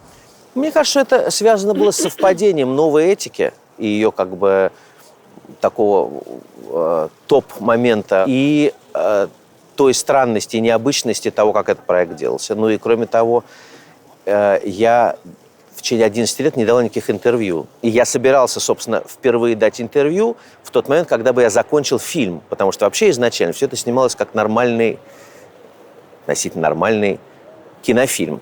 И выход проекта был связан с самим проектом. А фильм был начат до того, как этот проект приобрел эти формы, и закончен будет вот как раз в ближайшее время. Но фильм – это мой авторский продукт. А проект и образ этой жизни – это проект как бы совместный. И так я, собственно, как и идею про то, что все происходило исключительно как на самом деле, и что все, так сказать, было абсолютной реальностью, в какой-то точке выхода это дало реакцию. Ах, ну если все было на самом деле, значит, всех на самом деле насиловали, пытали. Унижали. Значит, это все было на самом деле. И я думаю, что это породило какой-то набор реакций. Ну и плюс этот проект, он нестандартный, он беспрецедентный. Вы можете к нему так относиться или сяк. Так никто никогда художественную ткань не делал, не производил. Никто такого рода границы языка, там, кино, перформанса не исследовал. Поэтому это вызывало реакцию. Но, безусловно, те люди, которые участвовали в проекте, испытывали разные эмоции. В том числе огромной травмой для всех участников проекта был его невыход в той форме, в которой он должен был произойти. Вот это огромное вложение в созидание чего-то и затрата на этого лет своей жизни, и огромного усилия, работы иногда круглосуточной, огромного нервного напряжения, гигантского, работы со сложнейшими темами, тяжелейшими, невыносимыми, работа и встречи с тяжелейшими персонажами, которых я снимал. И вообще как бы вот это погружение в создание чего-то в предельном усилии, затраты на этого куска жизни, а потом не выход этого в том виде, в котором должен был произойти. Вот мне кажется, этот не выход, конечно же, послужил большой травмой для многих участников. И я думаю, что в этом было огромное основное переживание для тех людей, которые годы делали этот проект. Потому что потом возникает вопрос, ты это все делал, и что дальше? А вы вот кого в этом ничего? вините, что не случилось? Я никого не виню.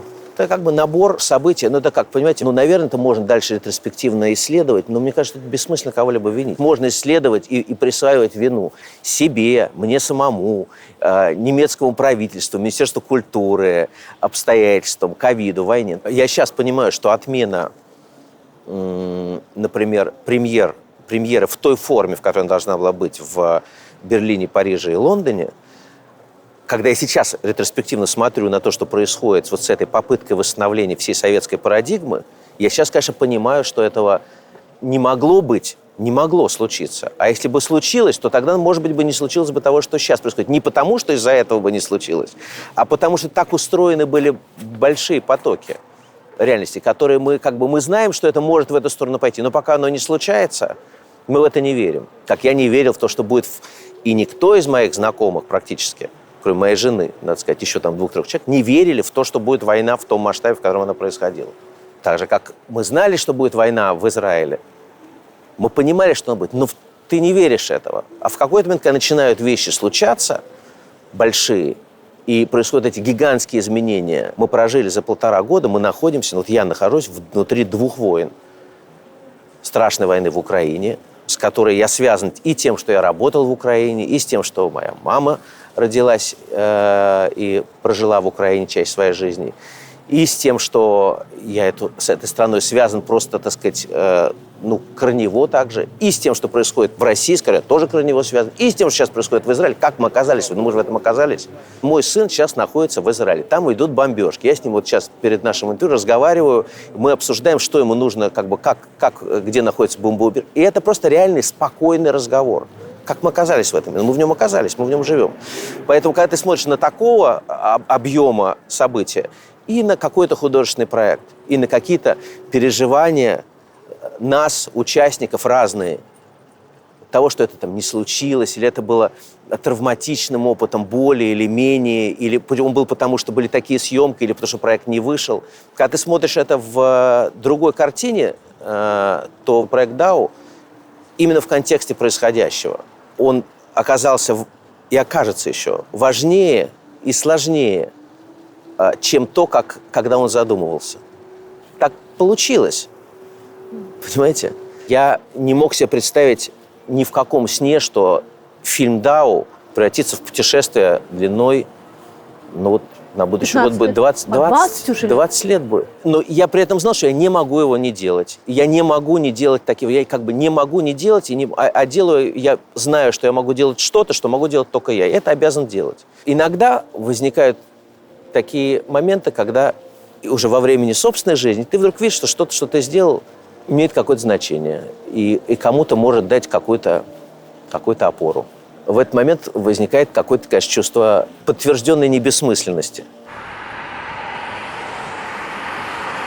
Тут вообще такое ощущение полное дежавю. Ты стоишь на Ленинском проспекте, и вот сейчас завернешь, и там будет Гагарин. На Ломоносовском. На Ломоносовском. Ну, хорошо, на Ломоносовском. Да, это вклад советской власти.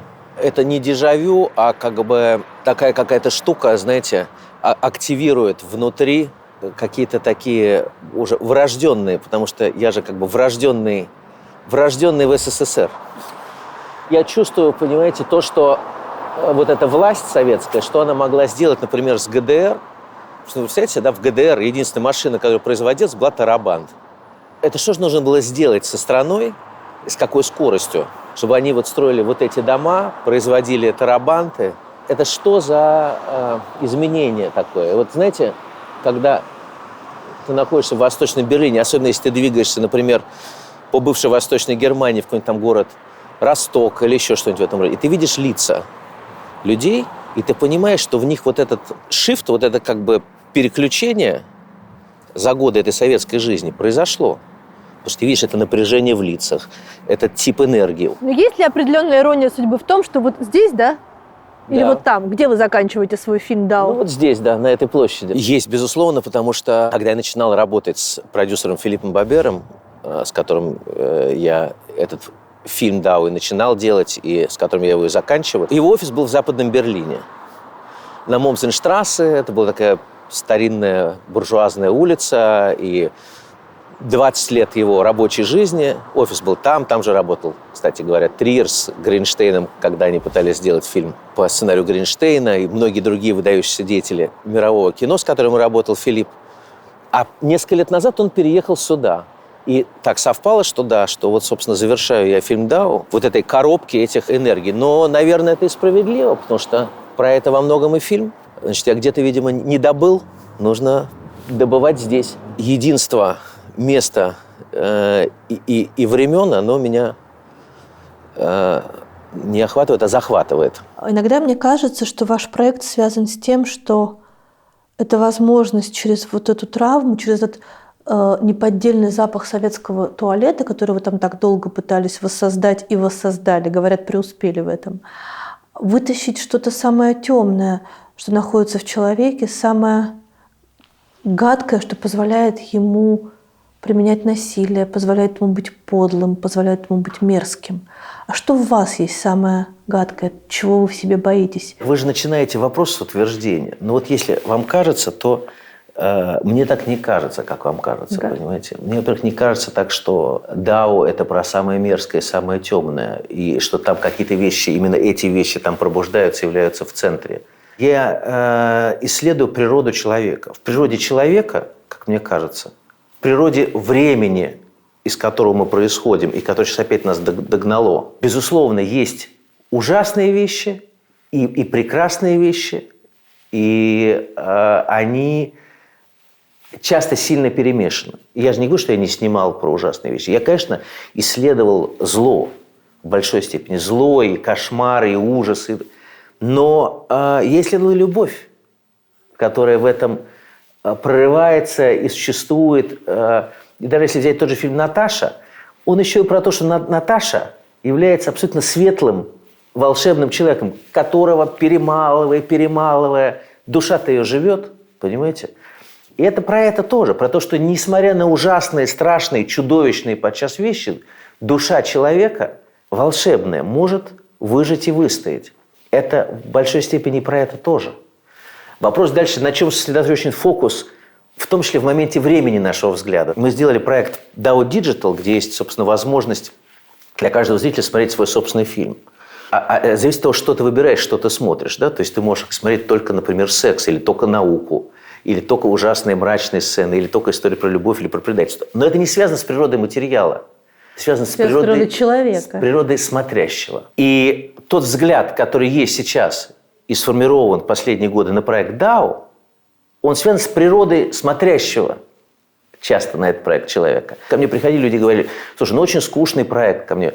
Мне все нравится, потому что я смотрю, там только наука, только эти интеллектуальные разговоры. А мне говорили, что там еще есть что-то другое. Я говорю, значит, ты же просто кликал и выбирал только эту часть.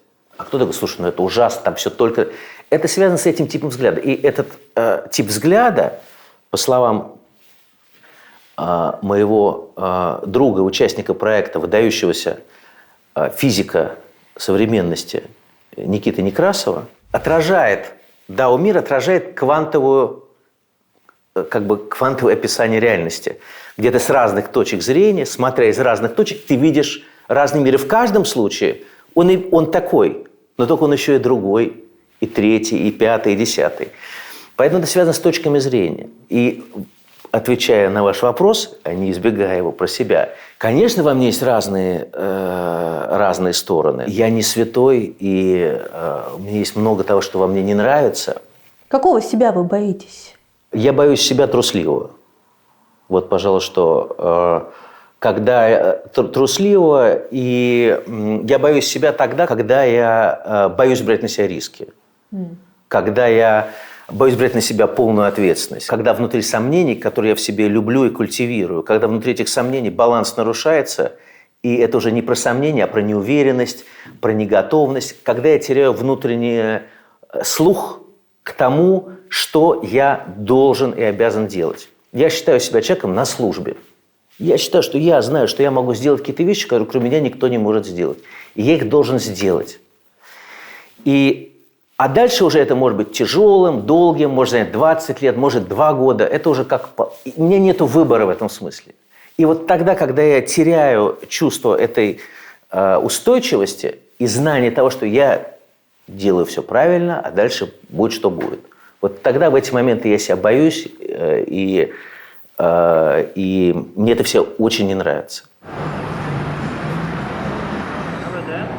То, что задуманный вами проект не был до конца реализован, вас ранит как художника? Это меня ранило, безусловно. Когда ты делаешь так долго что-то, то, при том, что, конечно же, я являюсь нормальным, живым человеком, конечно, мне хочется, чтобы то, что я делаю и сделал, на это была какая-то адекватная реакция. И то, что DAO с какого-то момента, и реакция на DAO скатилась в основном в обсуждении морально-этических аспектов того, как это делалось, за которым, на самом деле, не было никаких больших оснований, но это и стало как бы центром и отвлекло от возможности этот проект воспринимать, и его выход не произошел таким образом, как он должен был произойти. Когда я смотрю на это сейчас, я на это смотрю просто как на часть реальности.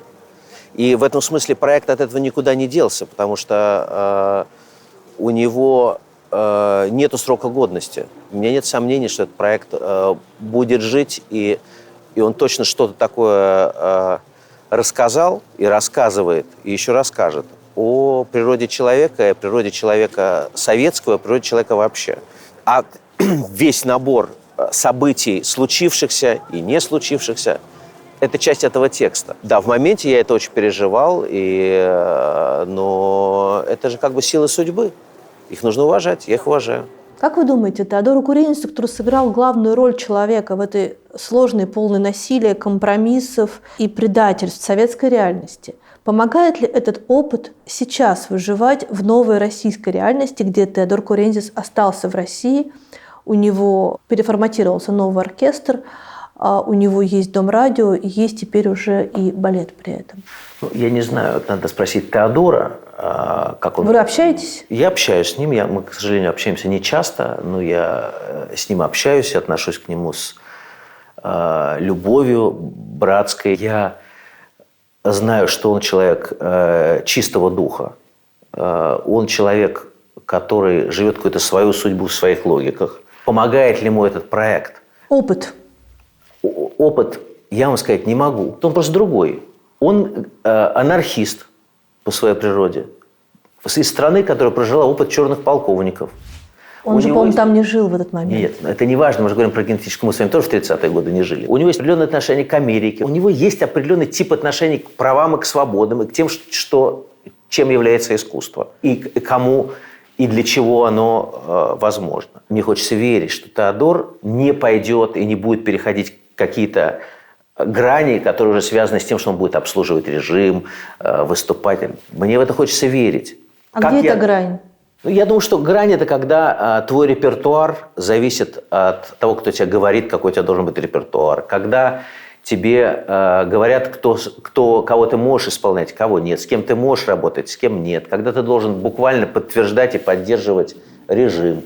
А мы такие случаи знаем, например, с тем же Корояном в Германии. Поэтому пока что Теодор в этой части не замечен. Спросите ли вы меня, например, считаю ли я правильным то, как он делает? Но я по своей судьбе так бы делать не стал. Но я другой человек. И я в этом смысле человек с этим типом травм и связанностей. Может быть, он как грек во всей полноте этого понятия. Может быть, у него есть какие-то другие опоры в этом отношении. Он мне сказал о том, что он чувствует себя хирургом, который зашивает раны. Может ли так себя художник чувствовать врачом? Где эта граница? Кого он там должен лечить? Что бы делал врач, если бы он там оперировал Гитлера или Сталина? Это сложный разговор. Но я знаю, что Теодор человек точно про искусство. Он человек точно про определенную чистоту и красоту. А где дальше уже какие механизмы, куда они его приведут и куда они его заведут, это я сказать вам не могу. Радует ли меня, что он в России? Нет. Нравится ли мне то, что, например, здесь отменяют его концерты? Тоже нет. А как должно быть, по-вашему? А никак не должно быть. Но мне кажется, что вообще история про отмену культуры, я, например, не считаю, если человек не является, так сказать, открытым пропагандистом режима и не использует площадки в других странах для этой пропаганды, но мне не кажется, что отменять русскую культуру как таковую, как и любую другую культуру, что это правильно. Мы знаем с вами, что Томаса Манна или Марлен Дитрих, или Альберта Эйнштейна, эти все же были немцы, их как-то не отменяли. И Баха, и Бетховена, То есть в этом смысле, опять-таки, все, что делается в Украине, нет никакого вопроса. Они имеют право действовать так, как они считают нужным полностью. Относительно Запада, где я живу, мне в этом смысле есть вопросы. Когда отменяется там концерт Гергиева, я это понимаю. Потому что он действительно часть пропагандистской системы, режима и так далее. Но он тоже музыку исполняет. Дело в том, что он не только исполняет музыку, он еще входит во всякие советы, комитеты, является частью повестки. Кто-то не является этой частью повестки. И здесь у меня есть вопрос. То, что у Теодора какие-то концерты где-то отменяются, мне это не кажется правильным. Но мне это кажется закономерным. Вот так бы я сформулировал. Мне это не кажется правильным с точки зрения моего отношения к Теодору, понимания его как бы человеческой природы, веры в него как в человека, любви к нему. Правильно, понимаю ли я при этом логику этого? Я их понимаю.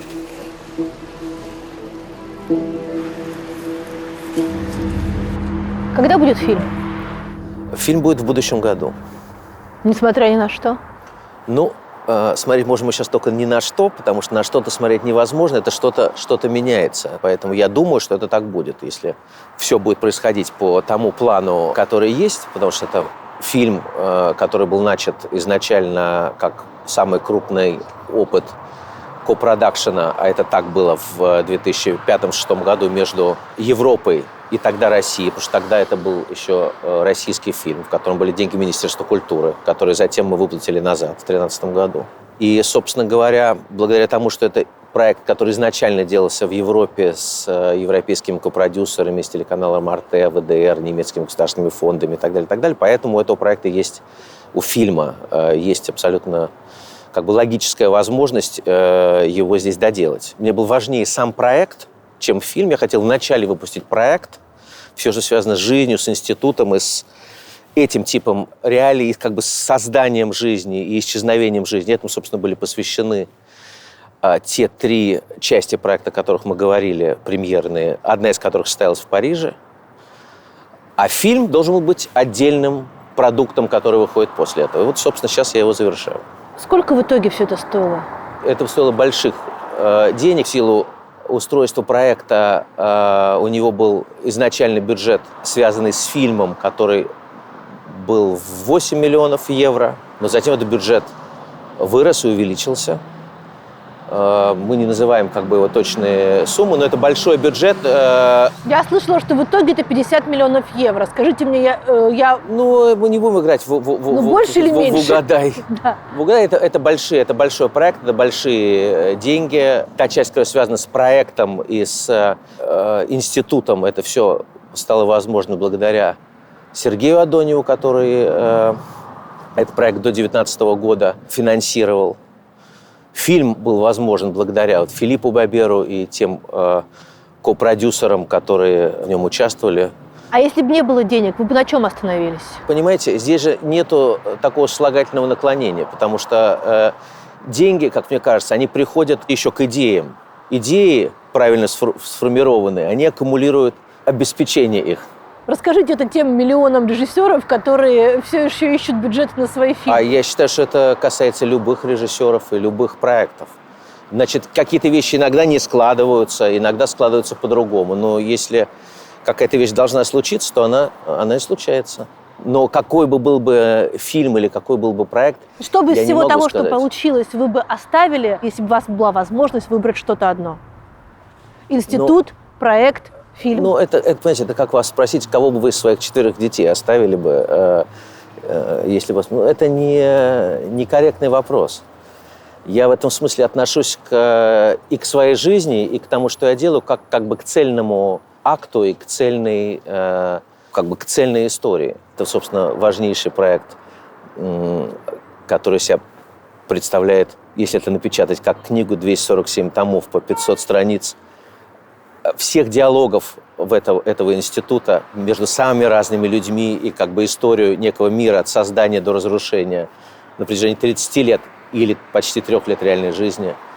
Этот проект вообще себя представляет еще целый ряд фильмов, их всего 17, и 2 сериала, которые не вышли. А они все являются лишь трейлерами той матрицы 700-часовой, под которую сделан специальный цифровой проект, где зритель может, смотря на разные экраны, выбирая разные экраны, отправляться в путешествие, в свой фильм. Был предъявлен в очень сокращенном виде в Париже проект и вся его материальная, так сказать, часть, связанная с археологической, антропологической частью того, как он делался, где есть весь документооборот. Например, люди там писали и не доносы, писали замечательные научные работы, писали и какие-то докладные записки, издавалась газета еженедельная, платили членские взносы в коммунистическую партию. Вся документальная часть в виде документов, так же, как и объектов, оставшихся от этого мира, чашек, которыми реально люди пользовались,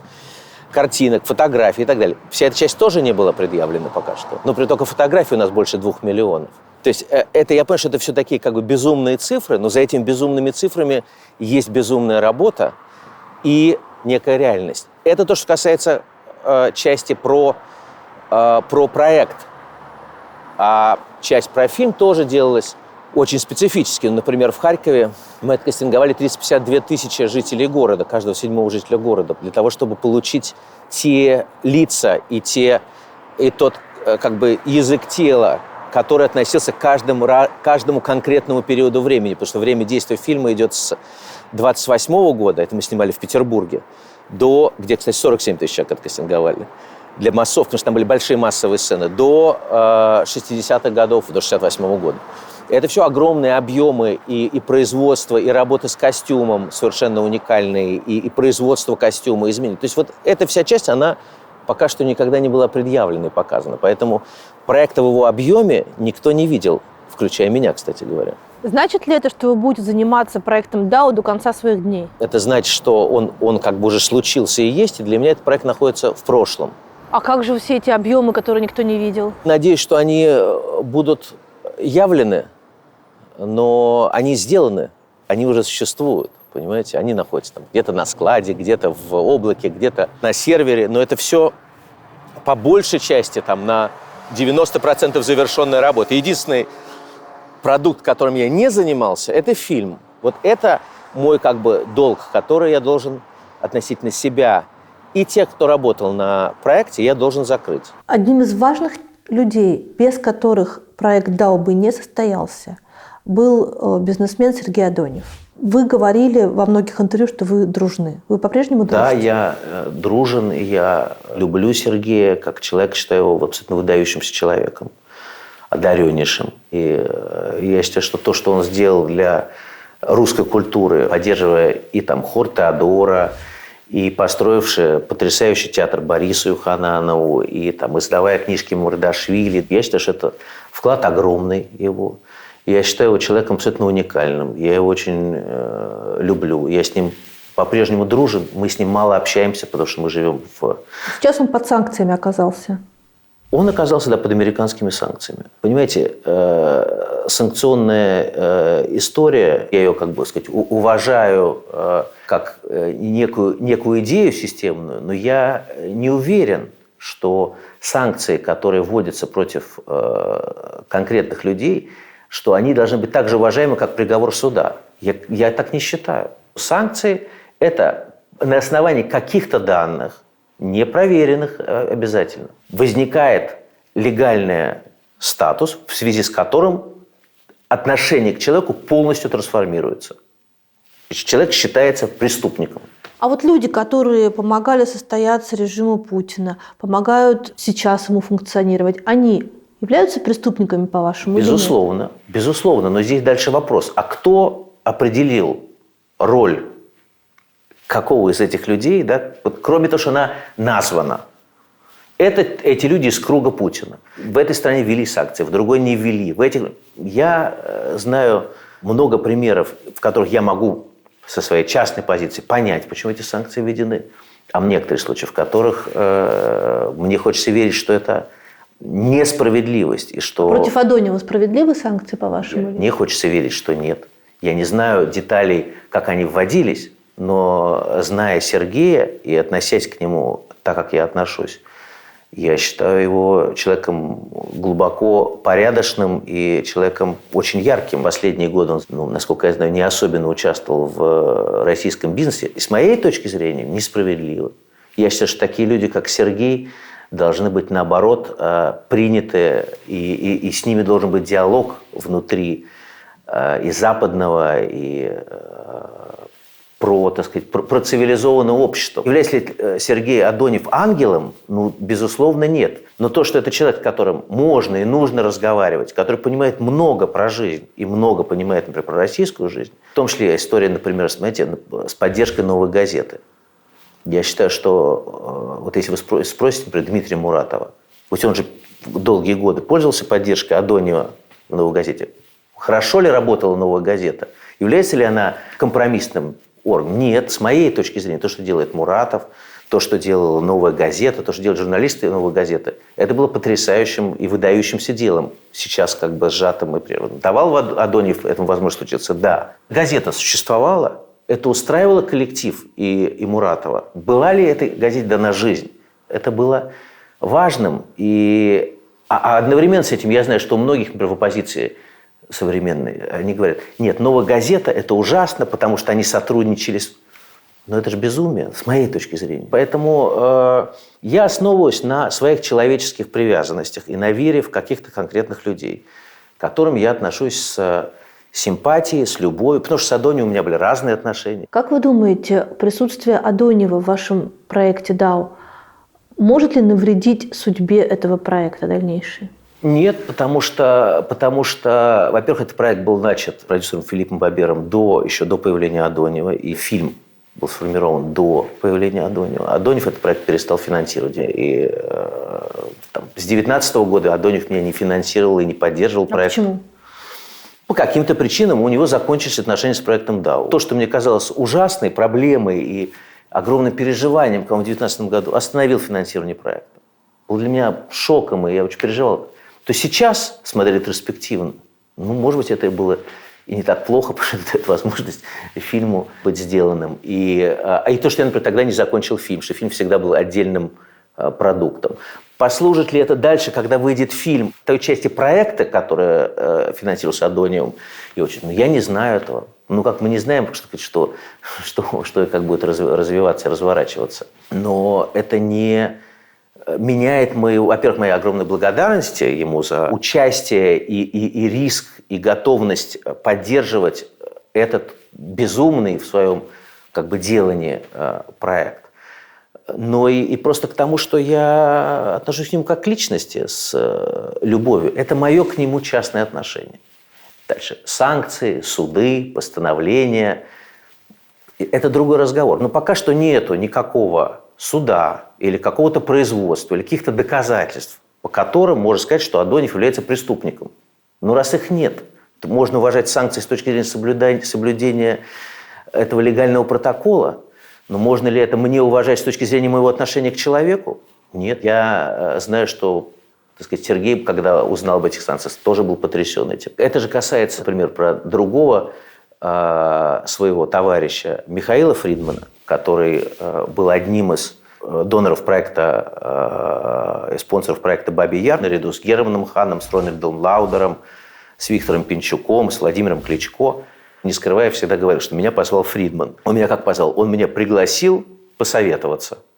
Дальше это было целое большое действие, когда я встречался и с Квасневским, и с Щеранским. 2 раза с Лаудером, несколько раз с Пинчуком, со Славой Кличко, также с Кличко, с обоими, и с Виталием, и с Владимиром.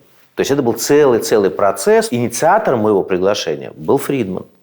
Но он не был, например, человеком, который единолично принимал решения. Это не был проект Фридмана, но это был проект, в котором он принимал активное участие, и в котором он в силу своей личности, выдающийся, в силу своих энергий и готовности, и важности этой истории, именно своей личной важности, потому что у него там лежит, по-моему, 6 человек из его семьи, у Германа Хана 11 человек из его семьи. В Побмиру.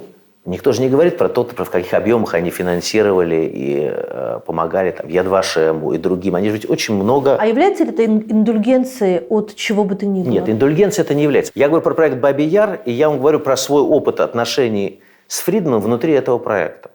Также я говорю про свой опыт человеческих отношений с Фридманом, который мне человечески глубоко симпатичен, которого я считаю человеком очень... живым, подлинным, эмпатичным, сложным, но который лично в моей жизни сыграл, безусловно, роль во многих ситуациях человеческих, положительную, поддерживающую. Верю ли я в то, что в него справедливо наложили санкции? Но я, например, не считаю так. Исходя из своего отношения к нему, и исходя из того, что я знаю, в какой позиции он был в начале войны, и я знаю, как он переживал, и какие он выборы сделал, в том числе отправивши большую часть своего бизнеса из России и живя действительно в западном, так называемом западном мире. А дальше уже что там с этими санкциями происходит? Уголовное дело, например, на него возбудили в Украине. Я знаю, с какой легкостью возбуждаются иногда уголовные дела, и как они потом исчезают. Мне нет к этому доверия. Понимаете? Например, когда на Фридмана наложили санкции, многие люди с ним перестали общаться. Я, например, считал, что мне с ним нужно больше общаться. Мне некоторые говорили, тебе нужно перестать общаться с Фридманом, потому что, понимаешь, у него санкции, для тебя это может быть проблема. А почему? Почему? Что у него есть? Приговор суда, который выяснил и доказал его связи с путинским режимом, его финансирование войны и так далее. Он, безусловно, большой бизнесмен, который точно имел связи с теми странами, с правительством тех стран, в которых он ведет бизнес. Имел ли он связи с Путиным и, так сказать, с режимом Путина? Понимаете, я склонен верить тому, что мне говорят люди, если я им верю. Вот я Фридман, например, верю. Когда мне Фридман говорит, у меня не было прямого общения с Путиным практически, да. Общался ли там с ним Авен? Да, общался, это тоже не скрывается. Но чем занимался Фридман? Понимаете, что он сделал такого ужасного? Создал сеть магазинов, которой вся страна пользуется. включая магазины «Пятерочки», которые открываются у всех. Что он сделал? Банк, в котором люди могут хранить деньги, который не рухнул, не разрушился, не украл у людей деньги ни разу ни в какой из кризисов. Что он такого сделал? Вы правда считаете? Извините, нет, в той части, в которой, например, я из той точки, в которой я живу, мог бы, например, принять на веру то, что публикует санкционный лист европейское или английское или какое-либо другое правительство, и мое человеческое отношение и как бы доверие к человеку. Пока что не доказаны никакие преступления, и реальность того, что там меняется. Я, например, знаю, что в Англии, насколько мне известно, с него сняли обвинения в том, что он является частью круга Путина. Так же, как эти обвинения, которые ему были вменены, везде это было отпиарено, когда к нему пришли его арестовывать. Понимаете? Дальше. Там, согласен ли я с тем, как он дает интервью, или что сказать. Это разные вещи. Но я просто считаю, что вот так вот брать и разрушать человеку жизнь, репутацию, все ставить, так сказать, в один фокус и в один луч того, что является там преступлением, что если санкции, то я не считаю это для себя корректным. Вы правда считаете, что можно построить такие большие бизнесы, как у Адонева или Фридмана, ну раз уж мы их обсуждаем, не будучи близкими людьми к Путину и не идя на компромиссы с властью в России, с государством? Я не сомневаюсь и уверен в том, что компромиссы и связи с государством у всех крупных российских бизнесменов существуют. Они, мне кажется, этого особо и не скрывают. Но дальше это вопрос того, во-первых, чем эти люди занимаются. Там, тот же Фридман занимался бизнесом и до Путина. Понимаете? Большие бизнесмены связаны с властью. Дальше вопрос, нравственно ли оставлять бизнес в стране, которая ведет войну. Ну, на мой взгляд, например, наверное, нет. Но когда я вижу, что и понимаю, что Фридман, например, в той части бизнеса, которой он занимался в Европе, все становится санкционным, то как бы где он должен оказаться? Вот, например, мне здесь нет ответа на вопрос. Поддерживаю ли я то, что он там не высказался жестче по поводу войны? Или что он не взял более жесткую позицию? Ну, мне кажется, что мог бы взять более жесткую позицию. Но это же его выбор, это его жизнь. Его жизнь, в которой он совершает свои выборы, и у него за это есть свои платежи. И у всех этих людей есть свои платежи, и они их делают уже. Справедливые эти платежи, несправедливые. Я сказать вам не могу. Внутри своей жизни и своих человеческих отношений я люблю тех людей, которых я люблю. Не люблю тех людей, которых я не люблю. Общаюсь с тем, с кем я хочу общаться. Мне абсолютно все равно на санкции, мне и других людей, государств, систем и прочего. Если я в какой-то момент почувствую или пойму, или увижу, или у меня возникнет какая-то другая картина, я это отношение изменю. И это приведет меня к каким-то другим действиям внутри отношений. Но пока этого не происходит, я в этом смысле довольно стабильный человек. Ваша подпись есть в письмах в защиту Фридмана и Авина, которые... Нет. Почему? Меня не спросили. Спросили бы, я подписал. Подписали бы? В защиту Фридмана, безусловно. Про себя вы как считаете? Вы гражданин какой страны? Вы кто? У меня, конечно, проблема с самоидентичностью. Сегодня, когда происходит война в Израиле, я, конечно, себя чувствую гражданином Израиля и израильтянином. Абсолютно.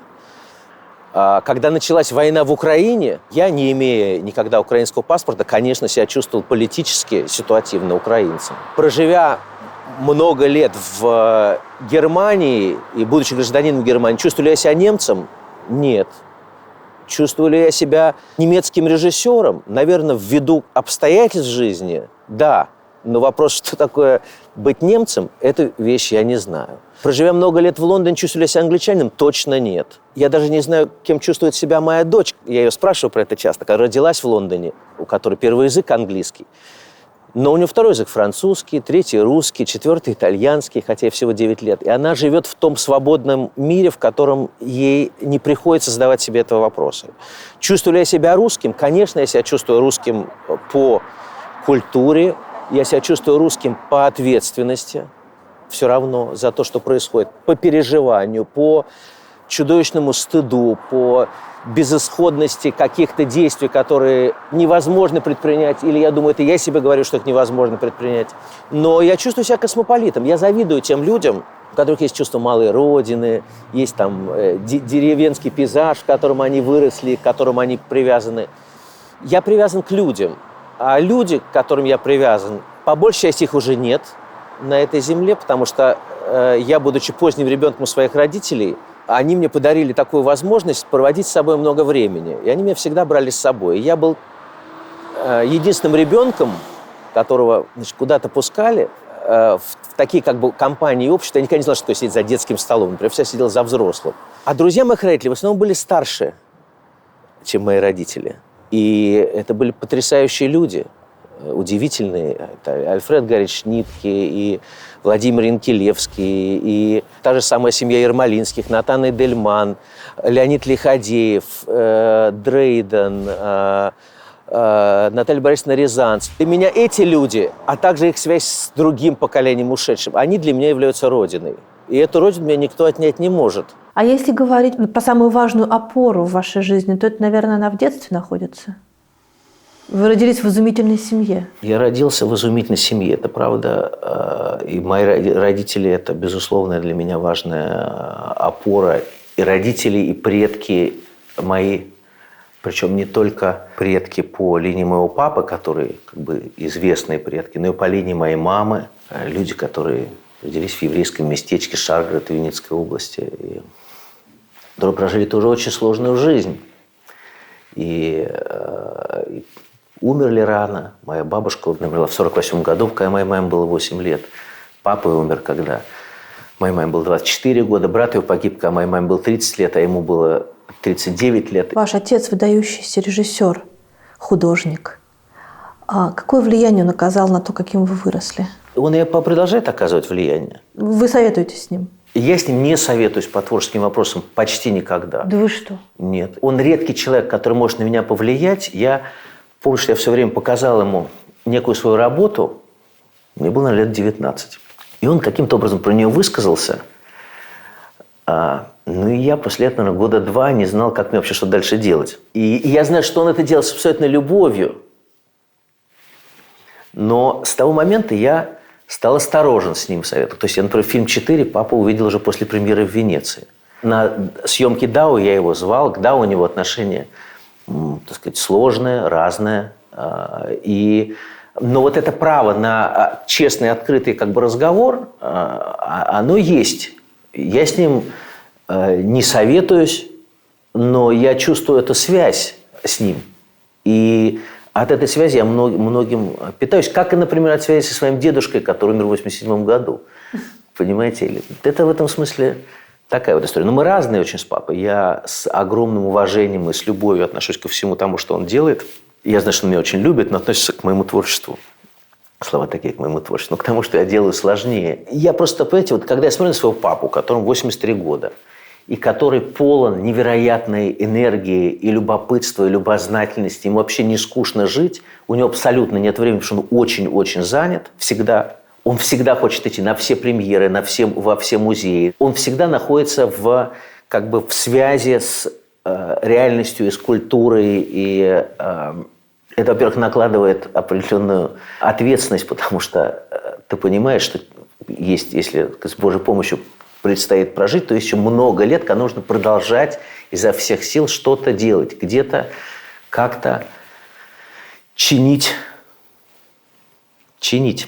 то, что ломается. Ваши родители уехали из России после начала войны. Это было их решение или ваша просьба? Мои родители находились на лечении в Израиле еще до войны. Мы все втроем были гражданами Израиля к тому моменту. И они лечились. Дальше началась война, и стало ясно, что вернуться уже при этой, так сказать, власти, при этой ситуации нам никому не предстоит.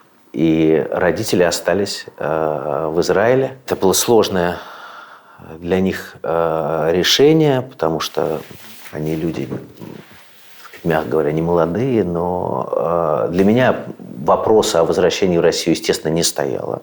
Не стоит и стоять не может в этой форме. Но они привыкли к тому, что я не живу в России много лет. И мы привыкли встречаться и проводить много времени вне России. В этом смысле это было, конечно, легче, чем, наверное, каким-то другим людям. Но решение это было принято, оно было абсолютно однозначным. Так же, как мой отец был одним из первых, кто выступил против войны, сразу же в первые же часы войны. И эту позицию он никогда не скрывал и не менял. И, просто обычно пожилые люди говорят, сколько нам тут осталось, мы останемся в России, и мы промолчим. Мой папа в каком-то смысле по энергии, он человек моложе, чем я. Понимаете, у него как бы количество любознательности и интереса к тому, что... Вот, знаете, он там несколько раз себе за последние годы ломал себе, там, в одном случае, сломал плечо. Где это происходит? Это когда он перелезал в музее, в одном случае в Амстердаме, через какую-то там, резиновую штуку, которая его отстрелила. Потому что он перелезал в какой-то из закрытых залов посмотреть еще на 2 работы. И в другом случае, когда он забирался на какую-то лестницу в каком-то другом музее. Понимаете, то есть это человек, который все время живет, ему мало. Он хочет еще знать, еще переживать, еще проживать. У него все время есть абсолютно новые проекты, взгляды, идеи. Он очень производительный человек. Поэтому у него просто начался следующий этап его жизни. И я очень рад, что этот этап у него начался. И это еще так получилось, с болезнями, со всем, что та жизнь с ковидом, она как-то логически там завершилась. Тем, что спасением были лечение, операции, медицинские обстоятельства, которыми они оказались в Израиле. Это заняло много месяцев. А дальше война. Теперь вторая война. Опять-таки, внутри обстоятельств того, что я живу в Германии, у нас есть квартира, которую мы снимаем в Берлине. Папа мой читал лекции в Италии, где он двигался, меняя города. Они, слава богу, не находятся в Израиле. Но, конечно, для них дом их в Израиле, место их в Израиле. И теперь там опять идет война. И в этом доме находится мой сын, их внук. И это, конечно, все очень сложно осознавать. Но здесь и не успеваешь осознавать ничего. Ты просто как бы действуешь. Вам не кажется, что мы попали в какую-то воронку, которая нас затягивает? В пьесе Чехова одной есть такие слова: мы попали в запиндю. Помните такую фразу? Угу. Вот я считаю, что мы попали в какую-то такую запиндю, из которой непонятно, как выбираться. Но зато в каждом моменте времени я, например, точно знаю, что нужно делать. Когда началась война в Украине, я, например, понимал, что нужно срочно вывозить людей. Нужно заниматься очень решением конкретных проблем, потому что они конкретные, их нужно решать прямо сейчас. Когда ты знаешь, что ты должен делать, ты просто делаешь. И я, надо сказать, что также, это, наверное, может вообще связано с моей природой, потому что я также и дао делал. У меня была очень общая картина, которую я чувствовал, а остальное я видел на один шаг. Но я внутри этого шага, в темноте, я точно знал, что я должен делать. А потом открылось следующее пространство. Следующее. Но ты не можешь думать вот так. Может, мне это еще не свойственно, потому что я человек не очень умный. Это я не выпендриваюсь. Я реально знаю, что я человек не очень сильного ума, но очень сильной интуиции и какого-то таланта, довольно сильного. Но прежде всего интуиция. Я внутри этой интуиции, когда она меня не подводит, и когда я не боюсь, потому что вот этот момент, когда как раз я начинаю терять свой дар, я могу очень далеко двигаться. Но я могу далеко двигаться только на тот шаг, который я вижу. Поэтому мне всегда есть что делать в моменте. Потратив столько лет на изучение природы человеческого зла, что вы можете сказать? Человек плох на самом деле? Или... Нет. Вот то, что, наверное, было для меня самым главным потрясением в делании дао, конечно, это то, что на самом деле всегда есть какая-то точка, какой-то микроклеточка, даже в самом ужасном, куда можно зацепиться и можно постараться, можно это вытащить на свет. Всегда есть элемент человеческого. Все люди на самом деле изначально светлые и добрые. Но надо просто очень-очень много прикладывать усилий. Иногда нужно воевать. Это тоже часть как бы этой реалии. Но мой общий итог про то, что всегда есть точка, в которой можно пробиться к свету. Дальше точка, куда уже не пробиться, когда уже не решить. Я не думаю, что Гитлер или Сталин, когда они были 12-летними или 9-летними мальчиками, были исчадия ада, или Путин, понимаете? Приняли бы Гитлера в Академию художеств. Но был бы посредственным пейзажистом. И жизнь была, может быть, совершенно другая. Но его не приняли. А этого там так обидели. Это вопрос этих как бы движений. Но до какого-то момента Я считаю, что можно. А потом есть уже история про проклятие. И это другие силы, и здесь ничего не сделать. Бывают проклятые места. И проклятые моменты времени. Но это надо пережидать и проживать это как получится. Что изменит начавшаяся война на Ближнем Востоке с точки зрения войны в Украине? Но внимание переключиться, но это как понимаете, что изменила война в Украине, как она изменила ковид. Просто я думаю, что внимание будет отвлечено от Украины. Я думаю, что будет Украине очень тяжело. Я испытываю много боли и переживаний и за украинский народ, и за украинскую землю, и за то, что происходит в этой стране сейчас. Как это будет разворачиваться, очевидно, это не поможет ничему. Но, понимаете, в этот момент начала войны на Ближнем Востоке я себя чувствую прежде всего евреем и израильтянином. И я эту войну проживаю и переживаю как уж точно не менее личную, чем войну в Украине. В этом смысле моя душа разрывается. Разрывается не потому, что я такой пронзительный человек. Разрывается просто потому, что я чувствую как бы сужение внутреннего лимита на действие. Потому что когда у тебя горит и один дом, и другой, и еще третий вот-вот загорится, ты уже не понимаешь, что ты можешь здесь, собственно, тушить и как тебе действовать. Единственное, что я знаю, что в данный момент я знаю, что я должен делать. А что будет происходить в Украине? Ну, в Украине я не вижу, к сожалению, никакого светлого сценария в данный момент. Я верю в то, что Украина в той или иной форме с какой-то помощью высших сил победит и сохранится. Но как это произойдет, когда это произойдет, мне сейчас это, конечно, представить себе сложно в данный момент. Есть ощущение, что вот в моменте зло побеждает? Во всех сказках, а я считаю, что мы живем в сказке, всегда так считал, в какой-то момент зло побеждает. Но потом, в конце, в некоторых сказках, все-таки побеждает добро. Я верю в то, что есть всегда точка, в которой свет победит тьму. Произойдет ли это при нашей жизни и в ближайшее время, или позже, и какие будут формы этой победы, знать мне не дано. Что будет после смерти? Жизнь. Выберите, пожалуйста, милосердие или справедливость? Милосердие. Свобода или стабильность? Свобода. Правда или безопасность? Правда. Родина или истина? Родина или истина? Угу. Ну, истина, конечно. Я же безродный космополит. Кого вы спрашиваете?